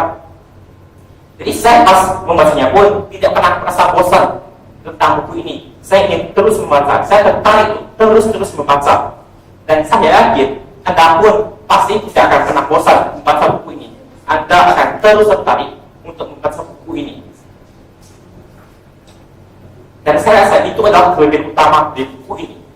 Kelebihan utama dari buku ini adalah seperti yang bisa Anda lihat, buku ini semuanya masih dalam kondisi yang sangat-sangat bagus, masih sangat rapi, masih sangat bersih, masih seperti belum pernah dibuka sebelumnya. Pokoknya masih mulu. Anda bisa lanjut ke buku 12 dalam box ini, yaitu buku Do It Yourself, di mana Anda bisa bikin cerita tersendiri, bikin gambar-gambar tersendiri, pokoknya kayak bikin komik sendiri gitu. Pokoknya semuanya terserah Anda. Jadi bayangin ya, dari buku ini saja, dari box ini, Anda sudah bisa meningkatkan literasi Anda dan juga kreativitas Anda. Di mana lagi Anda bisa menemukan buku-buku sebagus ini? Sudah bisa meningkatkan literasi, bisa juga meningkatkan kreativitas Anda. Sangat-sangat bagus.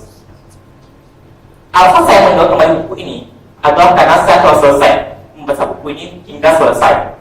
Dan saya rasa daripada menunggu di rumah, daripada berdebu di rumah, lebih baik saya menjualnya kembali kepada orang-orang yang memang ingin benar-benar membacanya.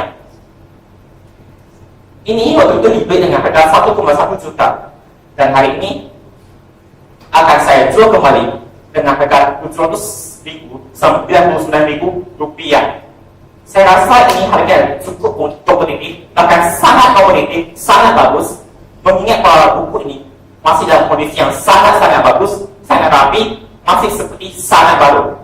Dan harga ini jauh lebih murah daripada jika Anda beli di toko resmi atau daripada jika Anda beli dengan harga satuan. Sangat-sangat murah, 700.000, rupiah. Jadi jika Anda tertarik, Anda bisa menghubungi saya di nomor WhatsApp 0853 6128 7080. Pembayaran bisa dilakukan dengan cash maupun dengan e-wallet manapun. Jadi jangan sampai ketinggalan, first come first serve. Dan ini akan menjadi hadiah terindah untuk orang-orang pecinta Anda.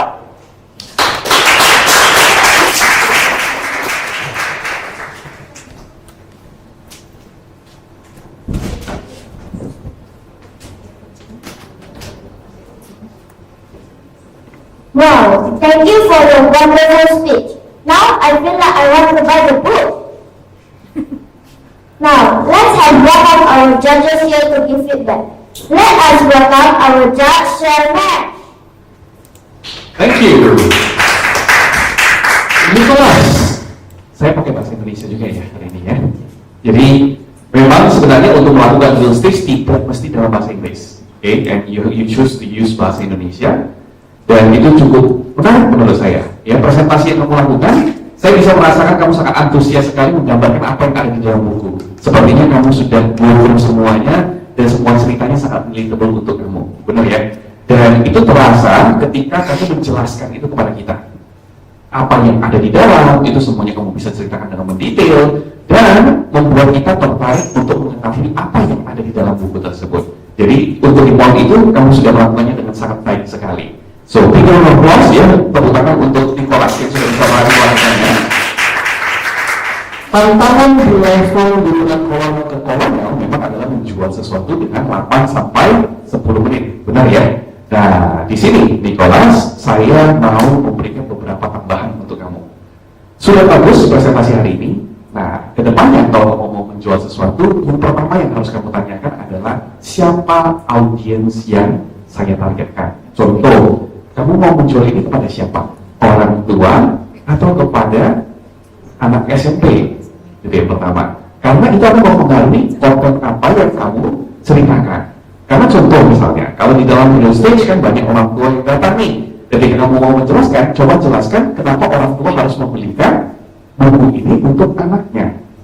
Betul ya? Jadi itu adalah cara kita menyesuaikan presentasi penjualan kita kepada audiens yang berbeda-beda. Kalau dengan anak remaja, pasti kontennya juga akan berbeda. Nah, tadi sudah cukup bagus untuk poin-poinnya, P untuk menjual itu sudah ada. Ada satu lagi yang lebih powerful, framework yang lebih powerful, namanya PRB, Point, Reason, Benefit. Nah, contoh misalnya, buku ini sangat bagus. Kenapa? Reasonnya apa? Reasonnya contoh misalnya, ketika kita bisa membeli buku ini bisa menjadi hadiah yang luar biasa. Dan bisa juga menemani tumbuh kembang anak papa dan mama misalnya ya. Karena di dalam buku ini banyak menceritakan tentang tantangan-tantangan yang dihadapi oleh anak remaja. Membeli buku ini pasti bisa menjadi hadiah luar biasa untuk anak papa dan mama. Misalnya kalau targetnya orang tua. Dapat gambarannya? Point, reason, benefit. Overall, good presentation dan juga visualnya juga sangat bagus. Selling price-nya juga semuanya cukup jelas. Semoga terjual ya. Baik, terima kasih dan doa MC. Thank you very much, Sir Max. I believe the feedback will be very useful. You can please ring the bell and have a seat. Let's big a round of applause one more time to Nicholas Harikubira. That was easy. Before moving to our next speaker, let's have 1 minute of silence so that our dear trainees and parents can fill out the feedback form. It will be very appreciated by the trainee.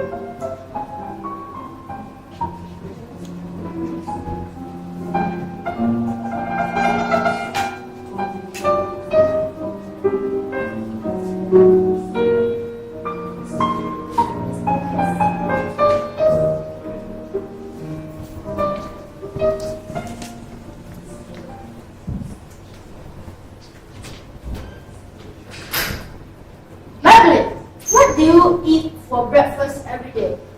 I usually eat eggs. Same thing to me. Our first speaker today will level up from little Tora to Colonel. She is someone from the class of Gandhi, bringing a speech titled Excellent Eggs. Now, let's welcome Carisel Villofer. Carisel Villofer. Carisel Villofer. Excellent egg. Excellent egg, Carisel Villofer. The stage is yours.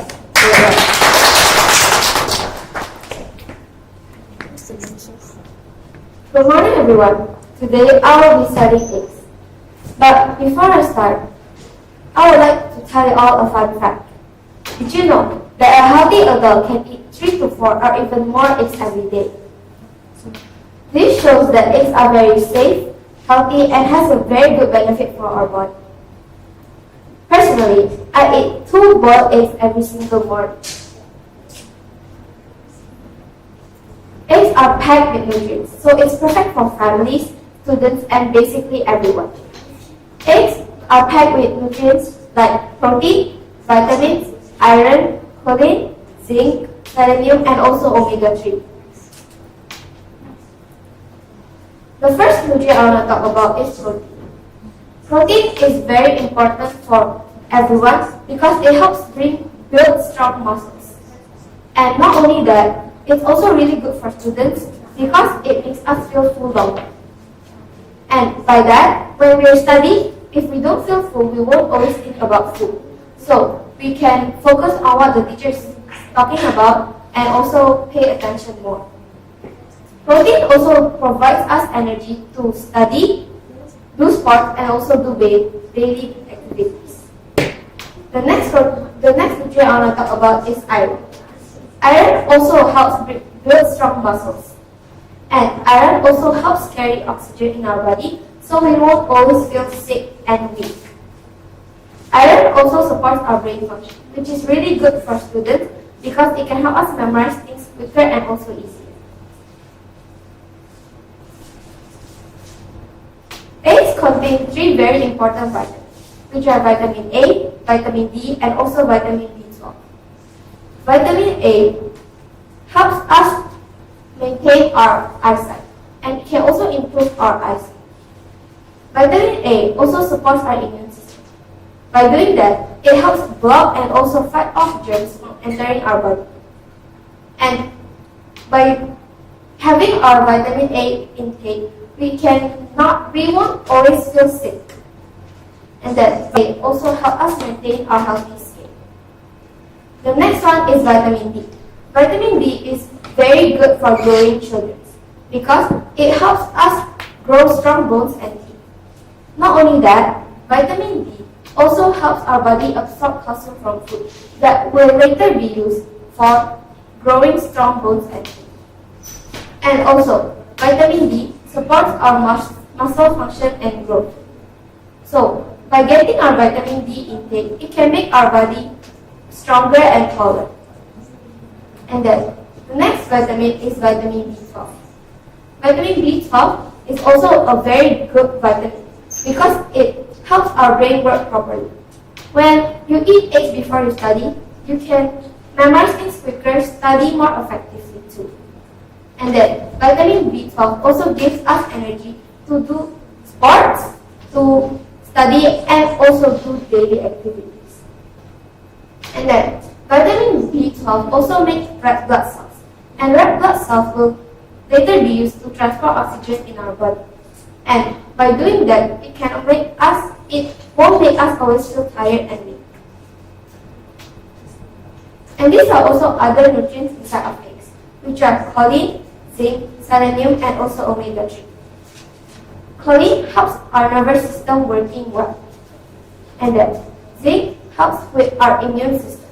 It helps us fight off and block germs, viruses, and also bacteria from entering our body.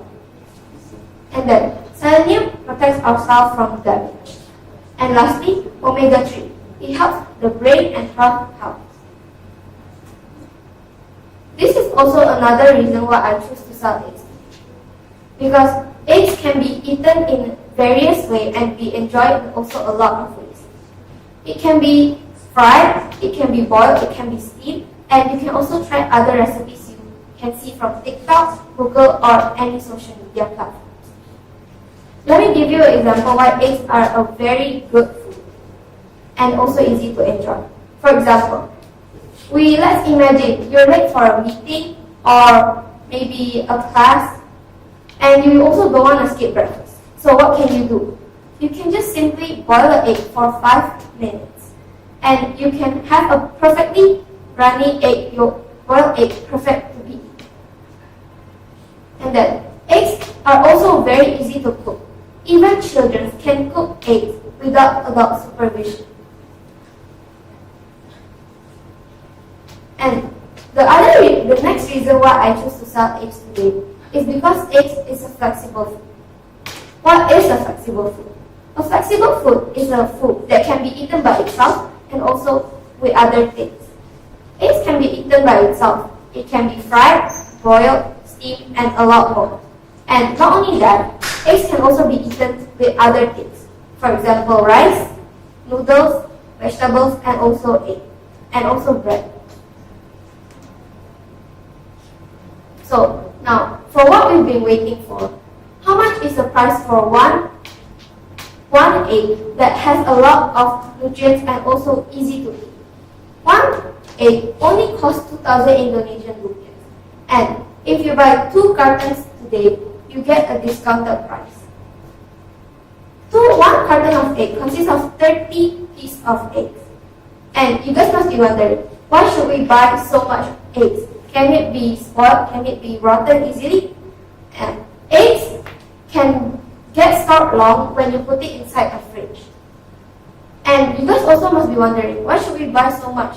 What happens if we can't finish it? Eggs is a really good safety food. Let's say, for example, you cannot buy, if you only want to buy a food to keep safe in your house, eggs is a very good choice because it has a lot of nutrients for your body, and it also makes you feel full long, so you don't always think about food and you won't always want to eat and you don't know what to eat. So, if you want to buy the eggs today, you can ask me later. And why should you buy from me? Because my dad has an egg farm in J, and if when you want the eggs, you can just ask from me, and I will make sure that it's fresh and it's not been stored for a long time. So, why should you buy eggs? Because eggs has a lot of nutrients. It not only has protein, it also has vitamins, zinc, selenium, iron, and a lot more. Not only that, eggs are super easy to cook, and eggs are also a very good safety food. So, next time when you're wondering what to eat eggs, eat smart, choose eggs, and stay healthy. Thank you.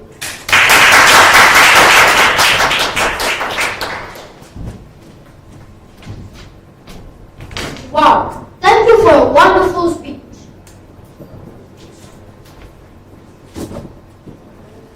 You may take a seat first.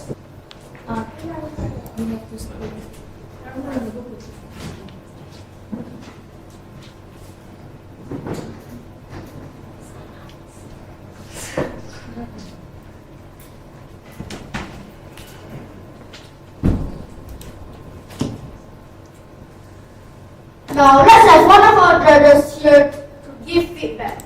Let's welcome our judge, Miss Theo. Wow, it's an interesting topic. It's selling eggs. Carousel, I love the way how you deliver things in a way that despite all of this slide having the pictures, the text, but you're not focusing in there, it's really shows that you master the whole content about the eggs itself.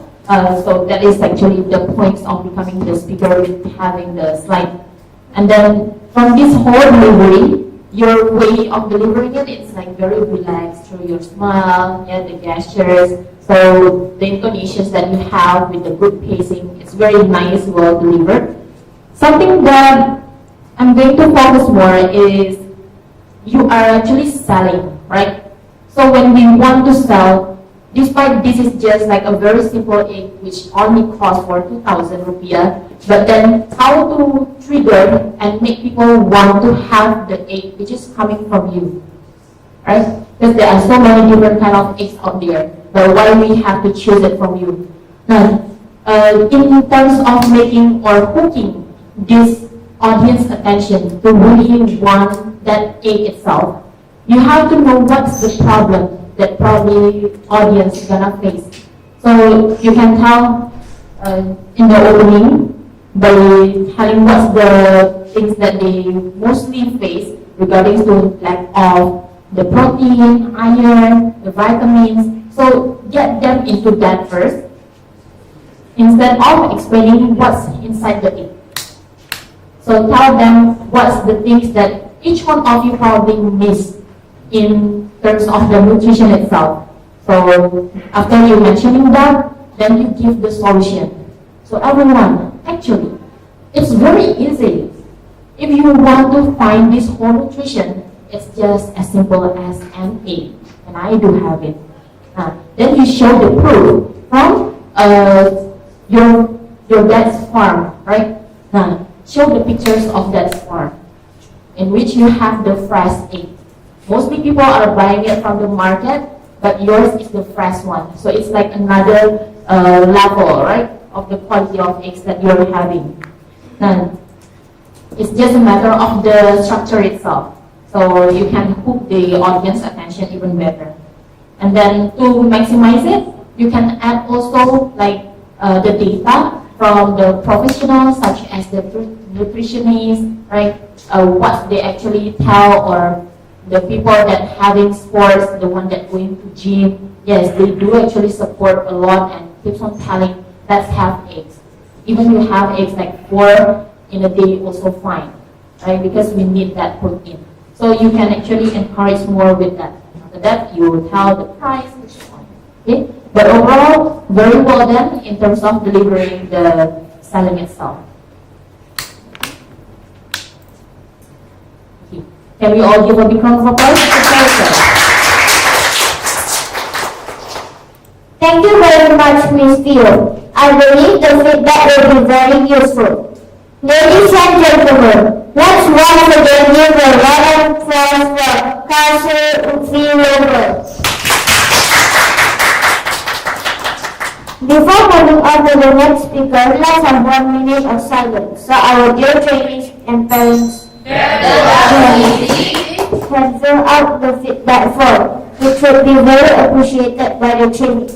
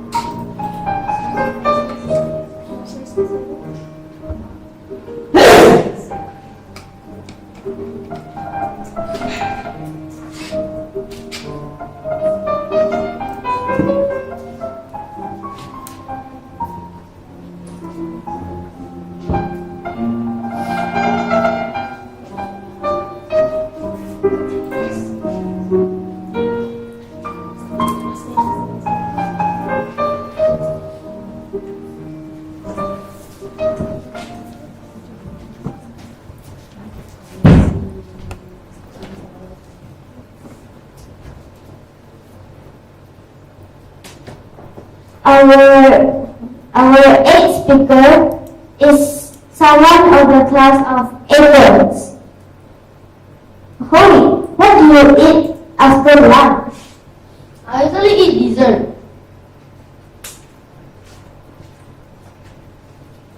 Well, for the next speaker is someone who will bring the topic of nuts dessert from the class of Athens. Let's welcome Sakina Alima Raguharaha.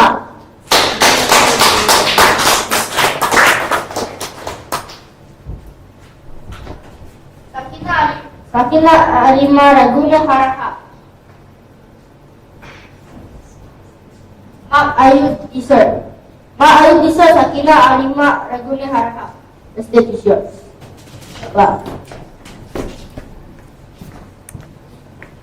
Ladies and gentlemen, have you ever have an important event and you worried about the food?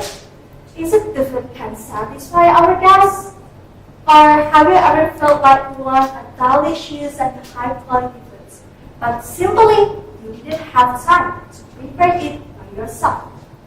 In today's faith-based words, these are a very common occurrence, which is everyone wants a delicious food, but not only delicious, but also practical, hygienic, and relevant.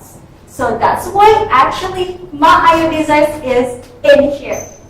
So Ma Ayu Desserts is a food brand that provides a high-quality dessert, savory snacks, and also catering service. All we prepared with consistency, care, and also handmade touch. Our goal is simple.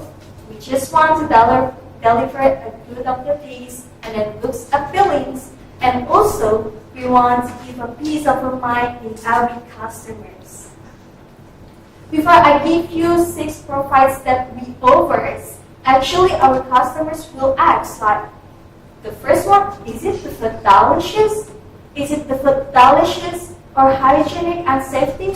And is it safe for our important events? Or can I trust this brand for my important events? So Ma Ayu Food will answer all the questions through the high quality ingredients and then carefully preparations and also the professional service. So there is 6 products that I will presentations to you. So the first one is our bachelor's desserts. So actually we have 3 for our bachelor's desserts. So the first one is mango sago. And the second we have pandan sago. And then the last one which is adalah. So the first one is mango sago. This is the first bestseller one in our outlets. And I really recommend it to you. Why? Because I like mango and the taste is really delicious. So you will get mango sago for 15,000 rupiah. So the texture is creamy. And also when you get the first bites for mango sago, actually you feel like you refresh your mind and yourself. And this is the full of the piece of a mango and also a high quality of milk. And if you're the type of a person who doesn't like sweets, actually you will like sweet if you try this one. And then second, we have pandan sago. You will get pandan sago for 15,000 rupiah too. So actually this is same with mango sago. The difference is just the flavor. If mango sago focus on the mango, and pandan sago is focused on the pandan and then a bite of avocado. So you will get a slice of the jelly and then another cocoa and also the milk on that. The texture is still same, is it creamy? And also the sweetness can combine in our mouth. That's why if you're the type of person that doesn't like sweet, you can try this. I think you will like sweets. And then the last one is adalah. You will get adalah for 20,000 rupiah. So this is the classic tree that we have. So actually our adalah is different from others. Why? Because we serve it with the high quality ingredients, which is we use the full of a milk, not the water. Which is we have the red beans and then a slice of the jelly, and then we have an ice cream on the top if you want that. So this is the 3 types of our bestsellers desserts. And then the next one is our famous desserts. So we have the 3 types of our famous desserts. The first one is chocolate pistachio penawa. And the second, we have mango sticky rice. And then the last one, we have dim sum. So the first one is chocolate pistachio penawa. So you will get this for 80,000 rupiah. So this is the low budget one. So if you're the type of the person, I just want FOMO, I just want to try this, but on the low budget one, you can try this. Because this is not expensive, we make that from the rich chocolates and then the crunchy of the penawa, and also we make this from the unique taste of pistachio. So I really recommend that if you just want to try it. And then second, you will get mango sticky rice for 20,000 rupiah.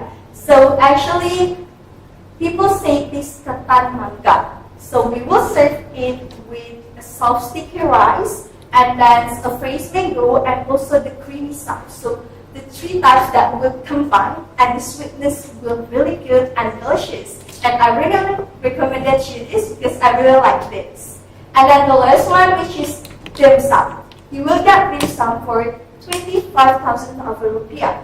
So actually we have the 2 types of the dim sum. The first one, we have steamed dim sums, and second, we have steamed dim sum and then dim sum goreng. So the dim sum is just made from a chicken. So the texture is juicy and also have a soft texture and a good flavor. You will get the dim sum for 2 pieces. So it's really good for your savory snacks, besides snacks, and also for the platers. So this is just 6 types of our desserts. Actually, we have a flexible menu.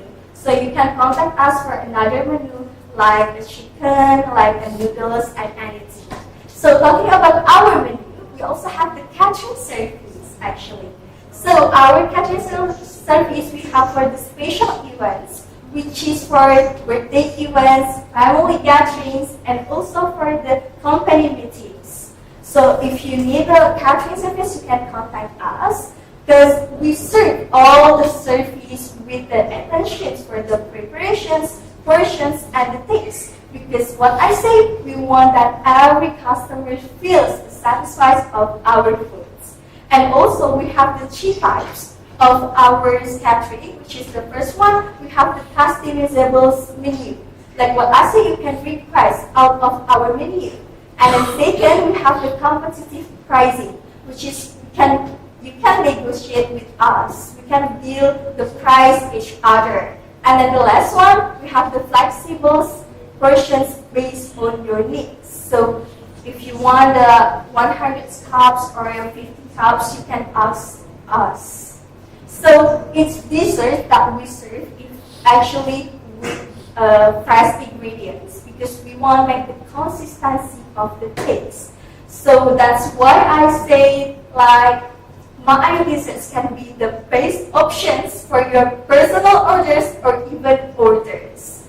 And why I need to say when you get to choose my desserts, because we have the high quality and also the premium desserts, and then we also have a flexible menu and then the consistency of the taste, and we also have a friendly and then the professional service. And also we have the price bundling, a special price, even make it better. So we will allow our customers to choose based on their own needs from the bundle of the desserts. So you can choose. And then my desserts is not just serve a quality taste of the foods, because we will also give you a convenience, reliables, and also we want to give you an enjoyable dining experience. So if you're looking for a high quality and then a premium dim sums and then desserts and also the custom service for the catering, you can contact us, which is we have the two platforms, which is the first one WhatsApp and the second we have. So please come forward to the stage and share the evaluation. So please come forward to the stage and share the evaluation.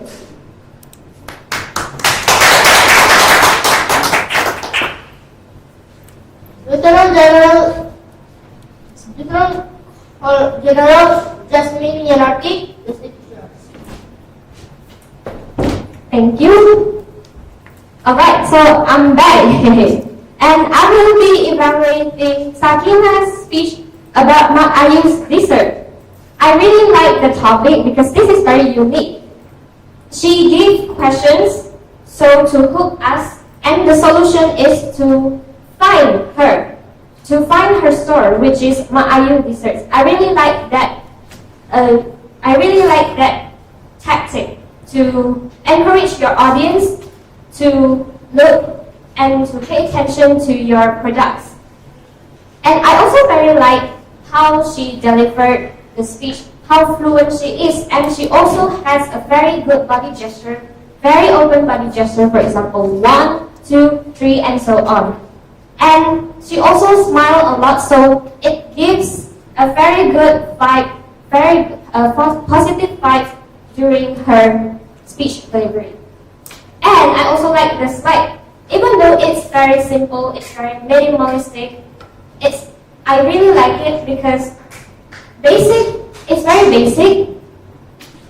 The slide that we need is that some short text, and then clear images, and that's all. And I really like the slide, how it's designed. Like this one, yes. And there's only one thing that maybe I can suggest for Sakina. Maybe you can bring the physical item here, so the judges can get testimonies, or maybe other staff can also get testimonies. So the customers or the audiences that's watching you deliver your speech can trust you more. So they not only trust you by seeing the images of your slide, but they also trust you after they have tested your products. For example, you can bring Estella here. You can ask our judges to try, or maybe you can ask these staffs to try it out. Or maybe you can ask our friends or parents, one of us here, to try out. So I think that's it for your evaluation. I can sum it all for you. You have a really good opening, I like it. And your slide is very simple. And also, one improvement is to remember, you can bring the product here to be the testimony. And also, I would like to invite Sakina and Brian to the stage, please. I'm gonna give them some prize or some appreciation. Come here. Here, yeah. Okay, so how are you guys feeling? Still nervous? Not nervous. How about you? Not nervous at all. Okay, so to improve both of your energy, I brought 2 Milo chocolate bars, each one for you, to improve and to boost your energy. Ladies and gentlemen, give them a big round of applause. Thank you very much. You may go down and take your seat. And that is it from me. Thank you. Thank you very much for the valuable feedback.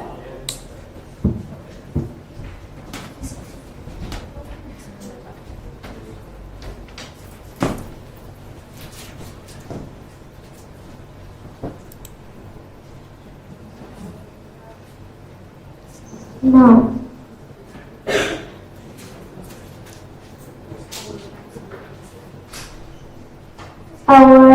our next speaker is someone from the class of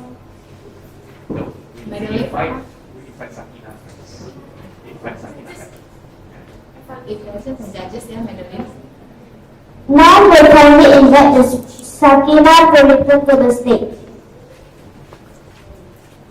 Now let's have one of our judges here to give feedback. Let's welcome our judge, Sir Max. Thank you, Sakina.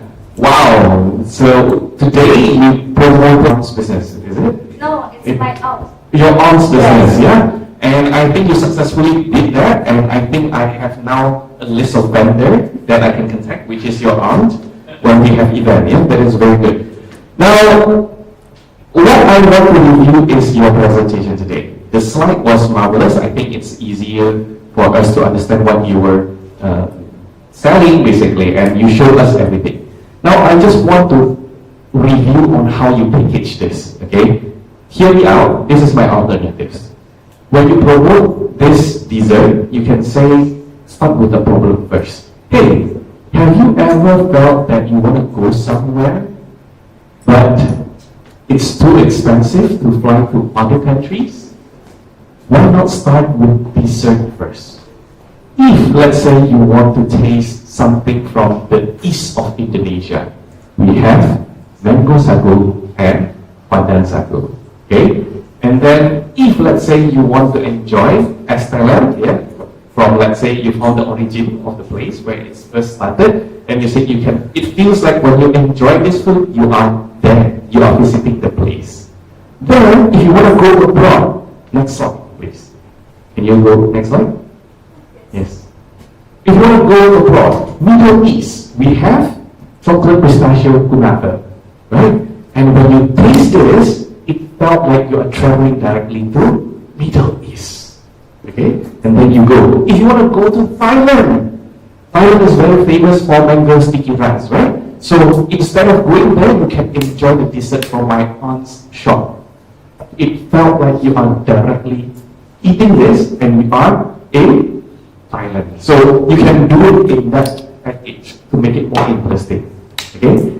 So for this part, the last one is dim sum. If you want to travel to China, so taste my aunt's dessert first, because you surely have the experience to go to China, for example. Yeah. So that is how you package and make it more interesting in terms of the first part. The second part is promoting the catering, right? Catering. You can also start with a problem. And if, let's say, you organize an event and you have a headache of finding which dessert is nicer and where to buy or how to buy, now just remember my aunt's shop, because we sell many things and it's all in high quality, blah blah blah blah blah. You continue your argument, so you can package it that way. In my opinion, that would be even more interesting. Just now it was good. To make it level up, you can add what I suggested just now. Okay, Sakina? Okay, thank you, sir. Yes.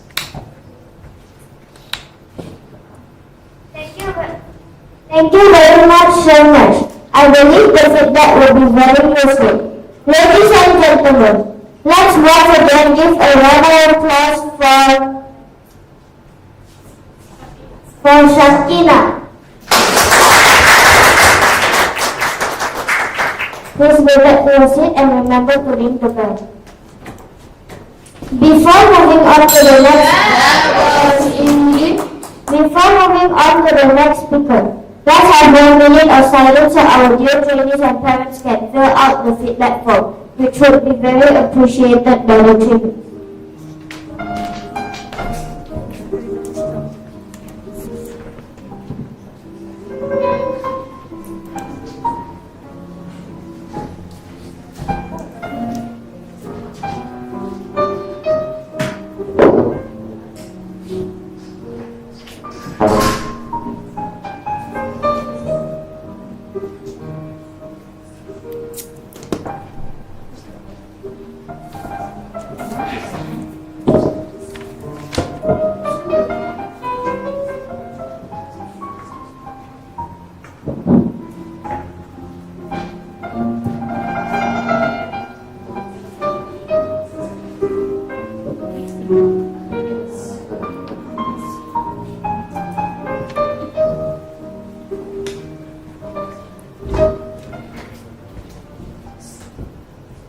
Our next speaker today will level up from Colonel to Lieutenant General. He is someone from the class of Ziegler, bringing a speech titled "Craving Our Attention." Let's welcome Welton Padmoras.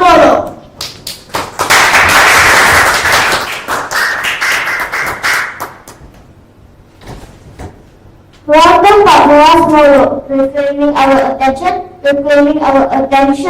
Welcome Padmoras. The stage is yours. Everyone, let's give a big round of applause for Welcome Padmoras.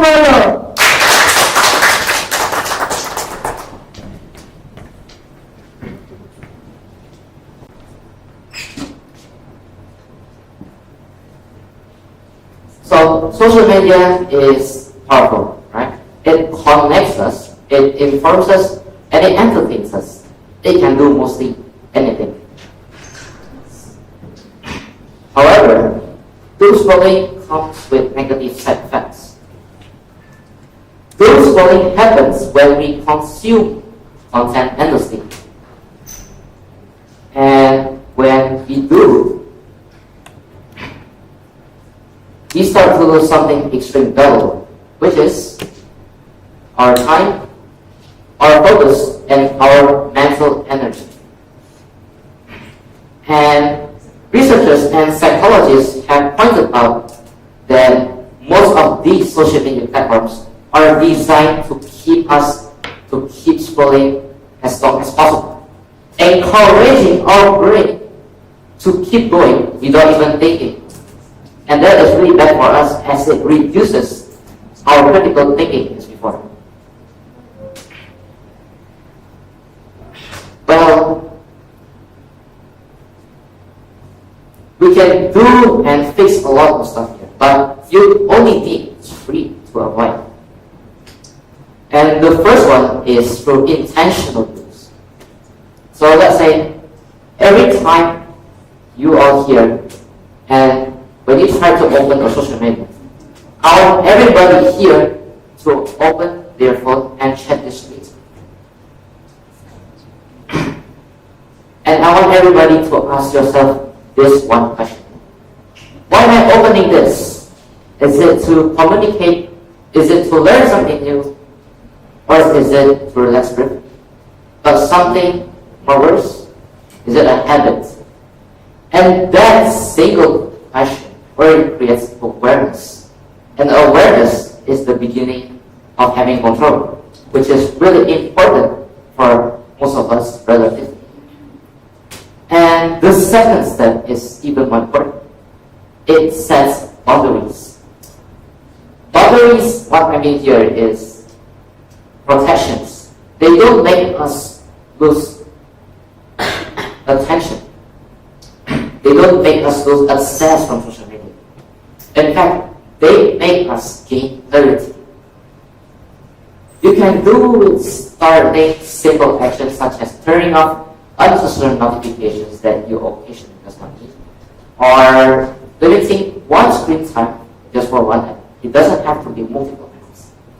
Or avoiding scrolling before sleep. This is what most of us has ever felt. It is something that most of us in this room has ever done, felt. And the third one is awareness. How about this? I want everybody right now to check their screen time. And let's check the most socially used app. It might be Instagram. It can be from 2, 3 to 4 hours, which is really bad. And once you do, I want you to think of it. What makes me have this long screen time? Well, you can replace those by doing something productive, such as reading, writing, scrolling, or even doing something that can be considered productive. And it helps us in a lot of ways. And once we do, we start to live deliberately. We start to live with intentions, goals, and we start to learn our purpose instead of doing without thinking. And one thing that I would like to let you know is that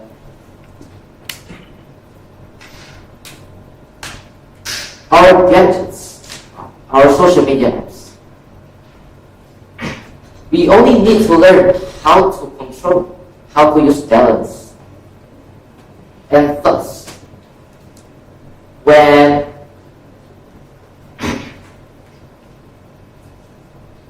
social media app is extremely powerful, and we can reclaim our attention through a lot of stuff. We can reclaim our attention through pausing before scrolling. We can do so by setting a boundary. Attention is not something that we lose.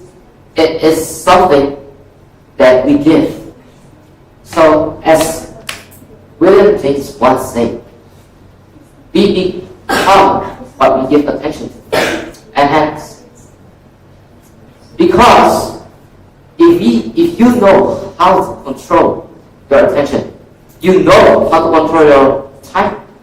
And once you know how to control your time, you will now start to realize how to control your life peacefully and improve your life further. So I hope everybody will improve, and I hope they understand. Thank you.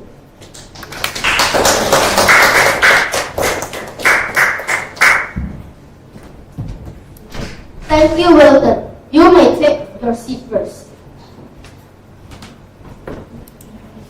Now, we would like to invite Lieutenant General Vivian Chung to please come forward to the stage and share the evolution.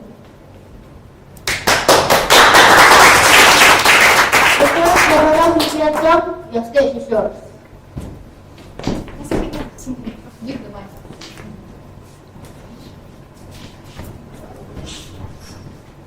Alright, everyone, can we give a round of applause to Wilton? Alright, Wilton, for a persuasive speech, I believe that the topic hits the spot right there, because we are living in a world where doom scrolling is really prevalent. So the ways to remove and to prevent doom scrolling really helps a lot in our life. So I believe that the topic is already good. Now then, talking about the slides. The slides were really simple, and there were also lots of pictures for visualization. So you not only combined simple words and with minimal words, but you also added some pictures, so we are able to visualize what exactly do your words want to convey, what exactly do your words mean. I believe that adding pictures is a really great addition to your slide, combined with the simple words. That's a great job from you. Then, I really like your interaction with the audience that lets us be aware about what we're doing right now. Like, for example, everyone, close your phones right now and listen to this speech. That's one. Or, I everyone, I would like you to look at your screen time and see the most used app in your phone. That is a good interaction that makes us self-aware. Which app are we exactly using the most? Or then perhaps about how we are not paying attention to speeches right now because we are on our phones. So that is one good interaction to make us self-aware. Then, to improve yourself to the next level when you're already Lieutenant General, there are a few improvements that I would like you to try. Now, the first, for the coconut tree, I feel like it was really there throughout your entire speech. You keep on moving left, right. Although it was not really, I don't think it was really noticeable for more audiences, but then once you move on to the next level, I suggest that you try to reduce the movement throughout your speech. I think that would elevate your speech even further. Now, the second thing, this is a persuasive speech. And when it comes to persuasion, what you need to improve on and what you need to highlight on is in your vocal dynamics. For example, our gadgets, we only need to learn how to control. So how exactly do you put pressure into that sentence? Our gadgets, we only need to learn how to control. So emphasize the only. So basically, what a persuasive speech here means that you are trying to persuade people, make yourself relatable, and not only that, make sure that you are speaking as if you have already experienced this before. This is something really bad. Doom scrolling is really bad, and so that's why I encourage all of you to stop it. Something like that. You have to show your persuasiveness by adding some vocal variety in your tone. Overall, it was a really good, relatable speech, and also the interactions in between your speech are a nice addition. It is a cherry on top. So, thank you.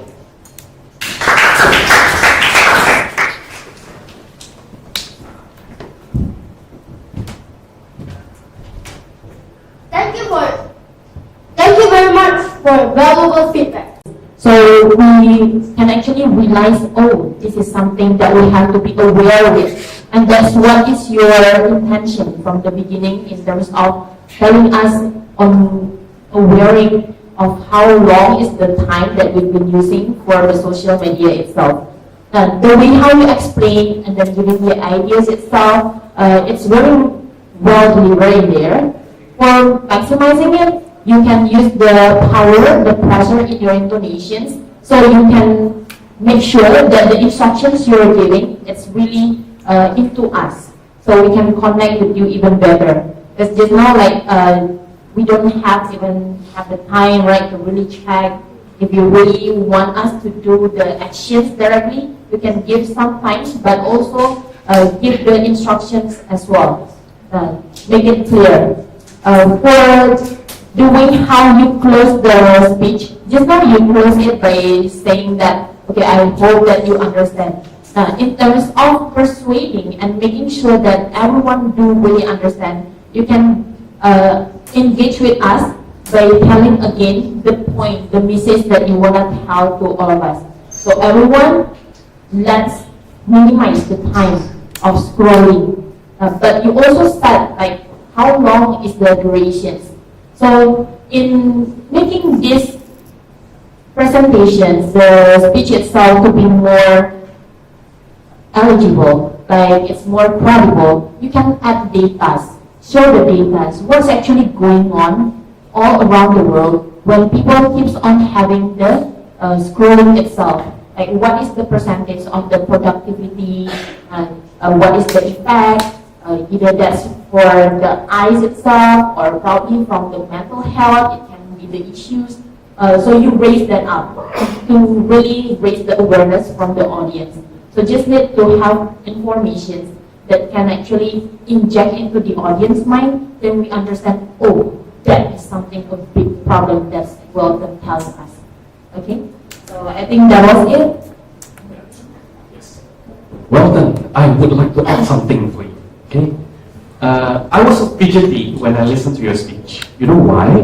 Because I know that you can tell wonderful speeches. However, today, I felt that the energy was not there. How long did you prepare for this speech? I think almost 1 week. 1 week. Okay. Did you change your topic from the previous speeches that you presented to the trainer? Yesterday? You did change. Yeah. You did change. Okay. It was interesting topic, but was the impact there? Because persuasive speech is that you have to answer the simple question: would the audience be moved by the speech that you presented? To me, just now, it was a bit subpar in terms of the energy. It was not the weapon that I saw a few years ago, right? Maybe changes of voice, you make it deeper, your presentation, your voice is deeper now. So when you present, the expressiveness is not there, right? So what I want to see in this speech, particularly persuasive speech, you can get rid of the slide basically. Just talk directly to us. Engage with us. For example, hey, may I see a show of hands? How many of you at night scroll your phones? Have you ever checked how many hours you spent on social media?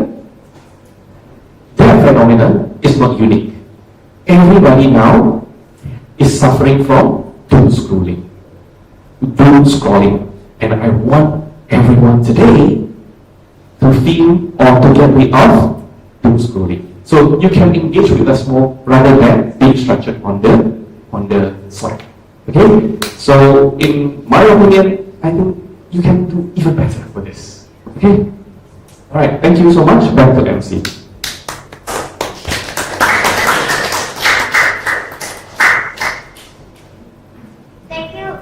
Thank you very much.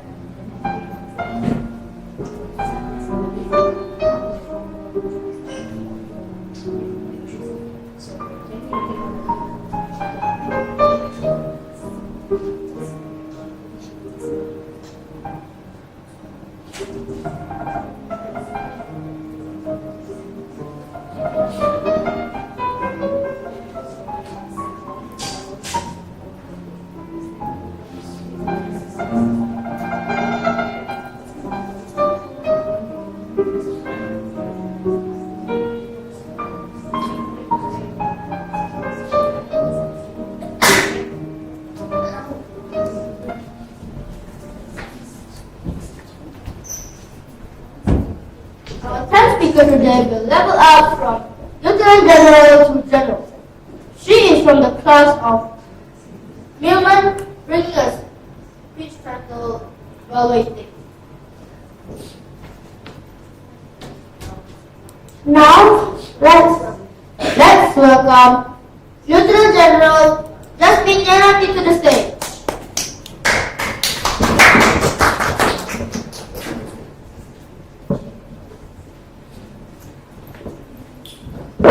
Now, let's have one of our judges here to give feedback.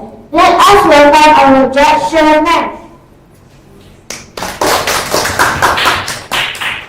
Yasmin, what I am very interested in the Milo packs just now. Yeah. So because when I saw you went on stage, I was questioning, why did you bring packs? Right. So I was trying to because on the first evaluation, you only brought your bags, right? I was questioning, why is she forgetting to put it down? What is the intention? And apparently it was answered on the second evaluation. You wanted to give something, a token of appreciation to someone that you evaluate. I think that's very creative and I like that approach. Let's give a big round of applause for Shelby. In terms of your observation, I do think that everything was on point as well. You can point out what is good, what was good, what can be improved. The only part where I felt that it could have been approached differently is the advice on bringing the second speaker, the items presented and being tested. Okay. Yes, it can be first approach, but it can suggest that you are looking for something from the speaker. So to avoid that, just stop at, hey, why not you bring your original items, because any visual looks on that would be very, very appealing. Stop there rather than asking asking or suggesting them to give it to audience, because that could sound a bit dangerous in terms of the assumption you are looking for something from the speaker. Okay, so if let's say you want to suggest, that's a good suggestion. Just stick with, hey, why not you bring the original item here? Because that looks very appealing. Alright? Overall, I think the evaluation was good. On Brian's part, you can point out what was good and what could be improved. On Sakina's part, you can also point out what was good and what could be improved. And the token, Milo Packs was interesting in my opinion. Yeah? Thank you so much. Back to our MC.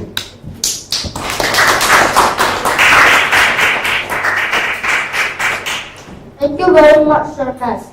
Now let's have 1 minute of silence, so our new trainees can feel the feedback. That was easy.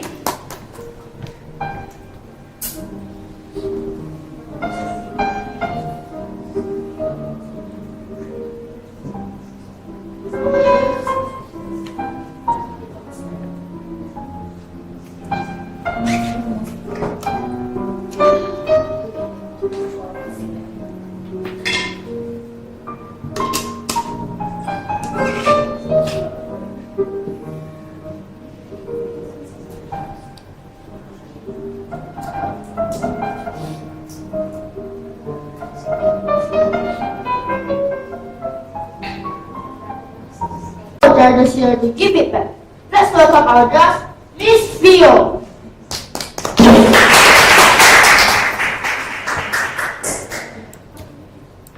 Wow, Vivian. Or the way how you evaluate the two speakers, you always open it with the asking audience, yeah, encouraging audience to give applause, giving the appreciation towards the speakers, and you did it to both of them, which is very nice, yeah. And then you start off always with the positive feedbacks, and you give the whole tips in which you are not just telling it, but you also show it, okay, like telling the movement, okay, you can go to these positions, and then how you can actually giving the closing statement, all of the tips that you are sharing, and then the evaluation itself is very effective. It's very suitable for the speakers. So I'm really glad that you did it, because that is something which is very important for them to bring it home. And then when you making sure the explanations, you use the prep method as well, like point the reasoning, giving the example, and pointing it, and you make that structure very well. The thing that you can actually make sure is when just now you evaluate El Nino, you want to talk about more about the body language, in which you tell 3 things directly. The things that he got to improve, from hand gestures, the eye contact, and then another one is from the positions. So you can make sure that you're just mentioning on one thing, else you can use the opening with positive, tell one things to improve, the positive again, so you can wrap it nicely. Okay? Overall, it's very nice, good evaluation, effective, it's very well delivered.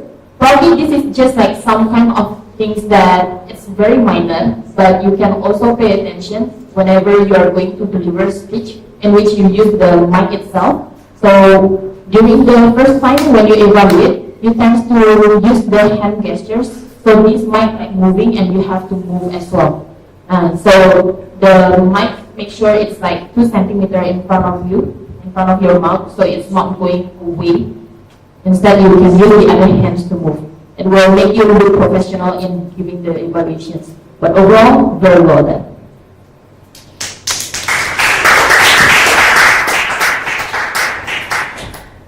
Thank you.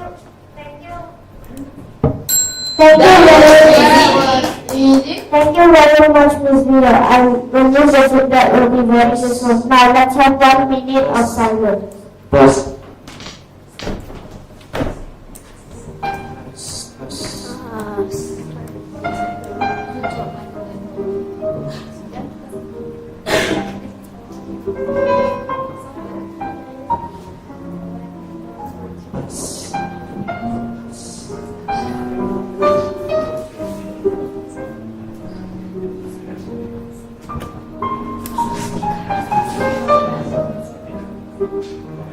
Test. Okay.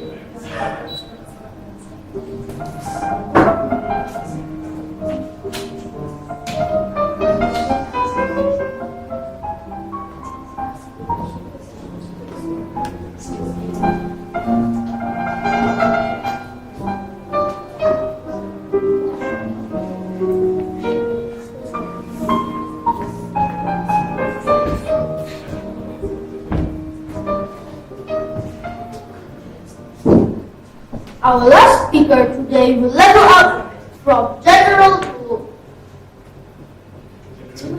general. Going to graduate. Going to graduate.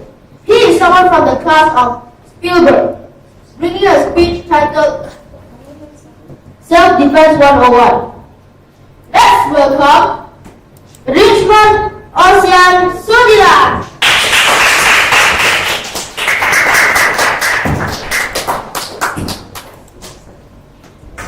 Self-Defense 101. Self-Defense 101. Richmond Ocean Sudilan. The stage is yours. Good luck. Thank you. Sides, please. Test. Test.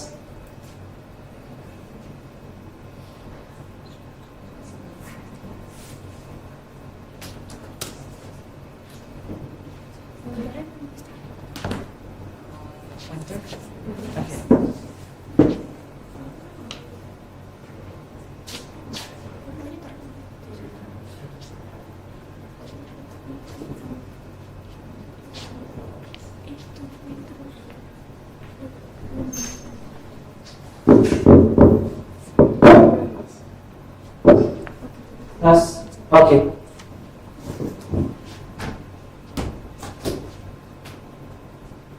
Ladies and gentlemen, do you really feel safe in this world? If yes, please raise your hand up. If no, please raise your hand up. Yes, as for me myself as well, I sometimes think that sometimes in this world, we are not 100% safe. Because crimes can still happen, and something like this can still happen. Now, let me tell you guys something. I am not trying to scare you. I am trying to give you a picture of reality. And everything I said just now is part of reality. When safety isn't guaranteed, when crimes can still happen, it can be helpful to know and understand the concept known as self-defense. Now, what is self-defense? It's this: avoid, escape, confront. Now, what does this mean, you may ask? Well, this is a list of actions that you should take to defend yourself, arranged from when you have a choice to when you no longer have a choice. The first step is avoiding. Whenever possible, try your best to avoid danger. Understand your surroundings. Be alert. Avoid distractions. But most importantly, don't present yourself as a victim. Walk confidently. Don't look small and timid. Look big. This is how you avoid danger. The second part is escaping. Whenever you see an attacker, run. Use your knowledge and awareness to locate exits, create distance, or to locate common places where you can shout for help. A common misconception of self-defense is that it always means fighting back. But that is just not the case, ladies and gentlemen. In fact, self-defense is anything done to ensure survival. And most of the time, it means running away. But what if the attacker is already in your personal space? Obviously, we must do everything to make this as unlikely as possible.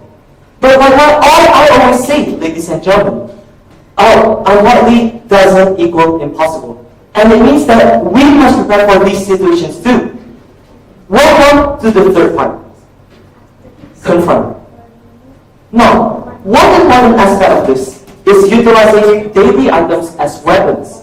If you watch Jackie Chan movies like I love to do, you probably notice how he gets creative in utilizing random daily items in combat. And that is what we want, ladies and gentlemen. So, let's do a practical activity, shall we? In the count of 20, I would like all of you to stand up and find one item in this room that can become your weapon. 20 seconds starts now. Come on guys, go find a weapon. 20, 19, 18, 17, 16, 15, 14, 13, 12, 11, 10, 9, 8, 7, 6, 5, 4, 3, 2, 1. Now, can everyone show the items of choice in the air? We see remotes, fans, water bottles. What's that behind? My shoe. Super mother plastic, very nice. Water bottle. Oh, okay, that's bag. Chair, just like Jackie Chan, huh? Very nice. See, ladies and gentlemen, as long as the item can help you to inflict pain, it can become a weapon. However, there is something that we must note here. I say no sharp items or knives here. However, in Indonesia, it is illegal to carry around sharp items or weapons if it isn't required in your job.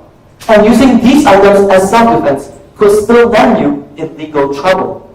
So, items that we're looking for are items that can serve as impact weapons.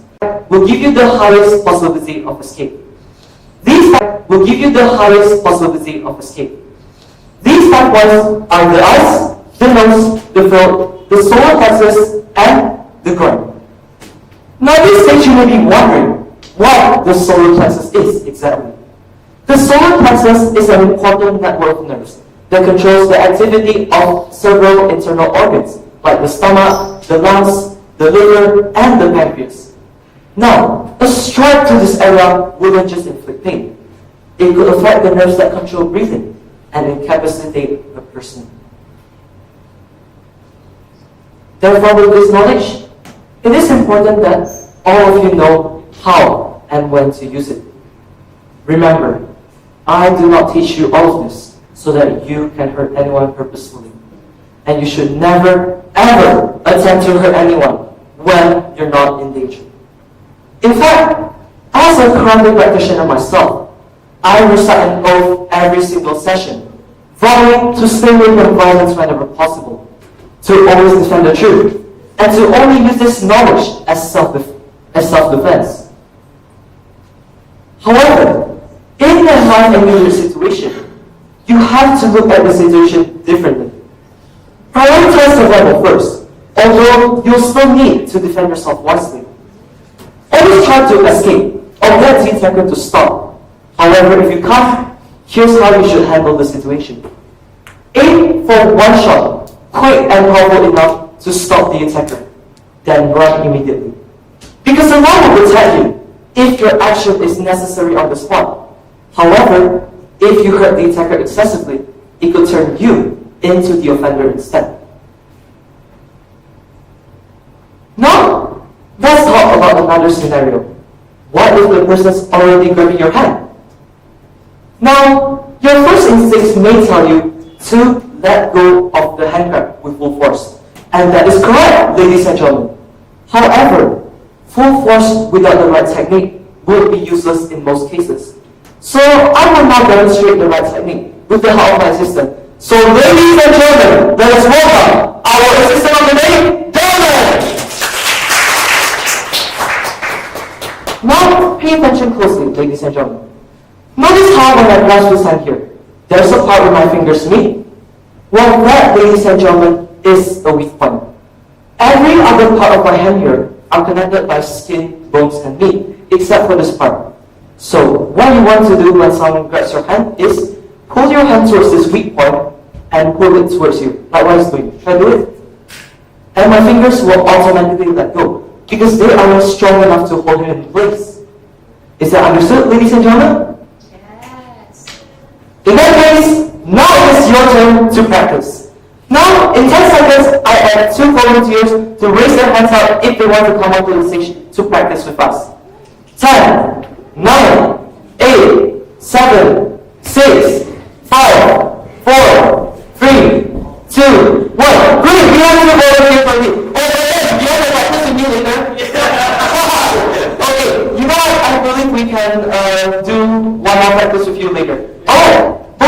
want to practice, right? So, listen carefully, yeah? Here's how you do it. So one person will hold the other person's hand, and the other person will try to let go. Now, you should compromise between like hand grabs. Like for example, using your right hand or your left hand, or using the cross-sided hand grab, diagonal, or the same-sided hand grab. Understand? One count equals to one time when your partner successfully lets go of your hand grab. After each count, slowly increase the power, and after 5 counts, swap roles. Do you understand? Now remember, yeah, only practice letting go of the hand grab and practice gently, okay? I want no punching, no kicking the groin especially, because remember, this is your friend, okay? Not your enemy. So I do not want anybody getting injured here. This hospital not close from here also, you know? Now, so anyways, I believe you can start now. Maybe you can start. Okay, you grab his hand. Let go. 5, 4, 3, 2, 1. Let go. Oh yeah, I forgot to mention, in 5 seconds, I want you to let go already. So, what's your name again? Holly. Okay, good, Holly. Now it's Christina's turn to let go. Oh, sorry, Victoria. That's your sister. Yes, right. My bad. Victoria. Alright, now Holly, you can hold Victoria's hand. Alright, let's go. 5, 4, 3, 2, 1. Let go. Good. First one, ladies and gentlemen. Good. 5, 4, 3, 2, 1. Good. That's the second one. Now again. 5, 4, 3, 2, 1. Let go. Good. You can do it before 5 seconds, by the way. So now we bring it down to 3 seconds again, yeah? 3 seconds now. 3, 2, 1. Let go. That is the 4th one, ladies and gentlemen. Now it's the 5th one. 2, 1. But we made it in the end. Ladies and gentlemen, bring it out of our field. Victoria and Holly. Now we need to turn back to a seat. Better, do you want to try? I'm going to get you as hard as possible. Really, faster. Alright. Now, try to let go. You understand the technique already, right? So if I hold you like this. Let it go? No, through the weak point here. That's the first one. Now we try this one now. Oh. That's correct now. There's the second one, ladies and gentlemen. Third one. 5, 4, 3, 2. Okay. Fourth one. 5, 4, 3, 2. Whoa. Last one. 5, 4, 3, 2, 1. Okay, ladies and gentlemen, people now it means that you can go back to your seat now. It means that he has displayed very good technique because I helped him with my greatest strength and he still manages to let go. Now, as you see from the training just now, it seems like at some point the attacker can be way stronger than you. And it means that you must use your knowledge of vulnerable points to use here. For example, Delman, grab my hand please. If Delman grabs my hand here, my options may include a punch to the eyes or the throat, an uppercut to the nose or the solar plexus, or even a kick to the groin. Once again, you have to be quick here. This is the same strategy. Aim for one shot if possible, then make your escape. Now ultimately, ladies and gentlemen, I cannot teach you a lot about self-defense here. And there are many other tricks that can be used here, like for example this one here. Lemon?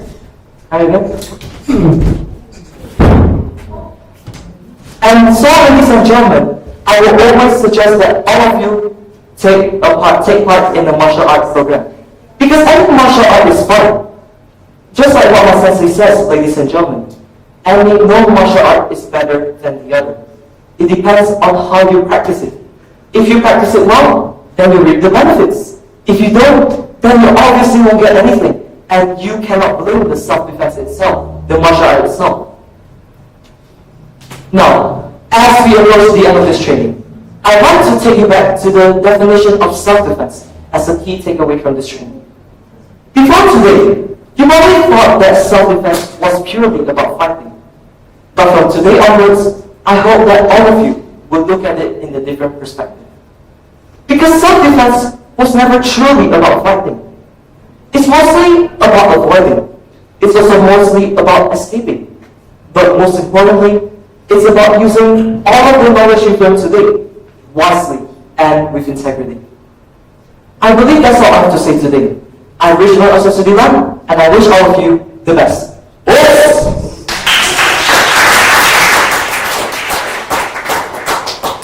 You can go.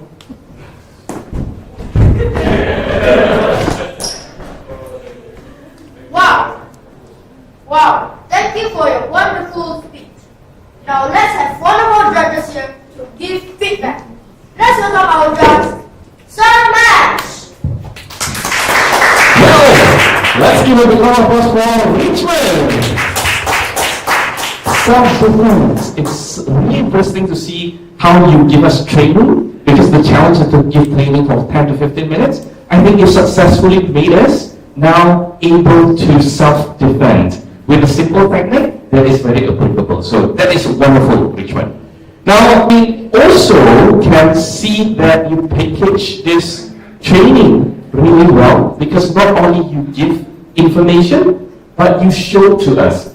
And the basic principles of training is that you have to appeal visually, you have to appeal auditorily, and kinesthetically. Means that you can basically ask the audience to participate in the event. For example, just now you asked us to find something on our table in 20 seconds on our surroundings, and you showed that, and everyone is participating. Then you successfully made it already.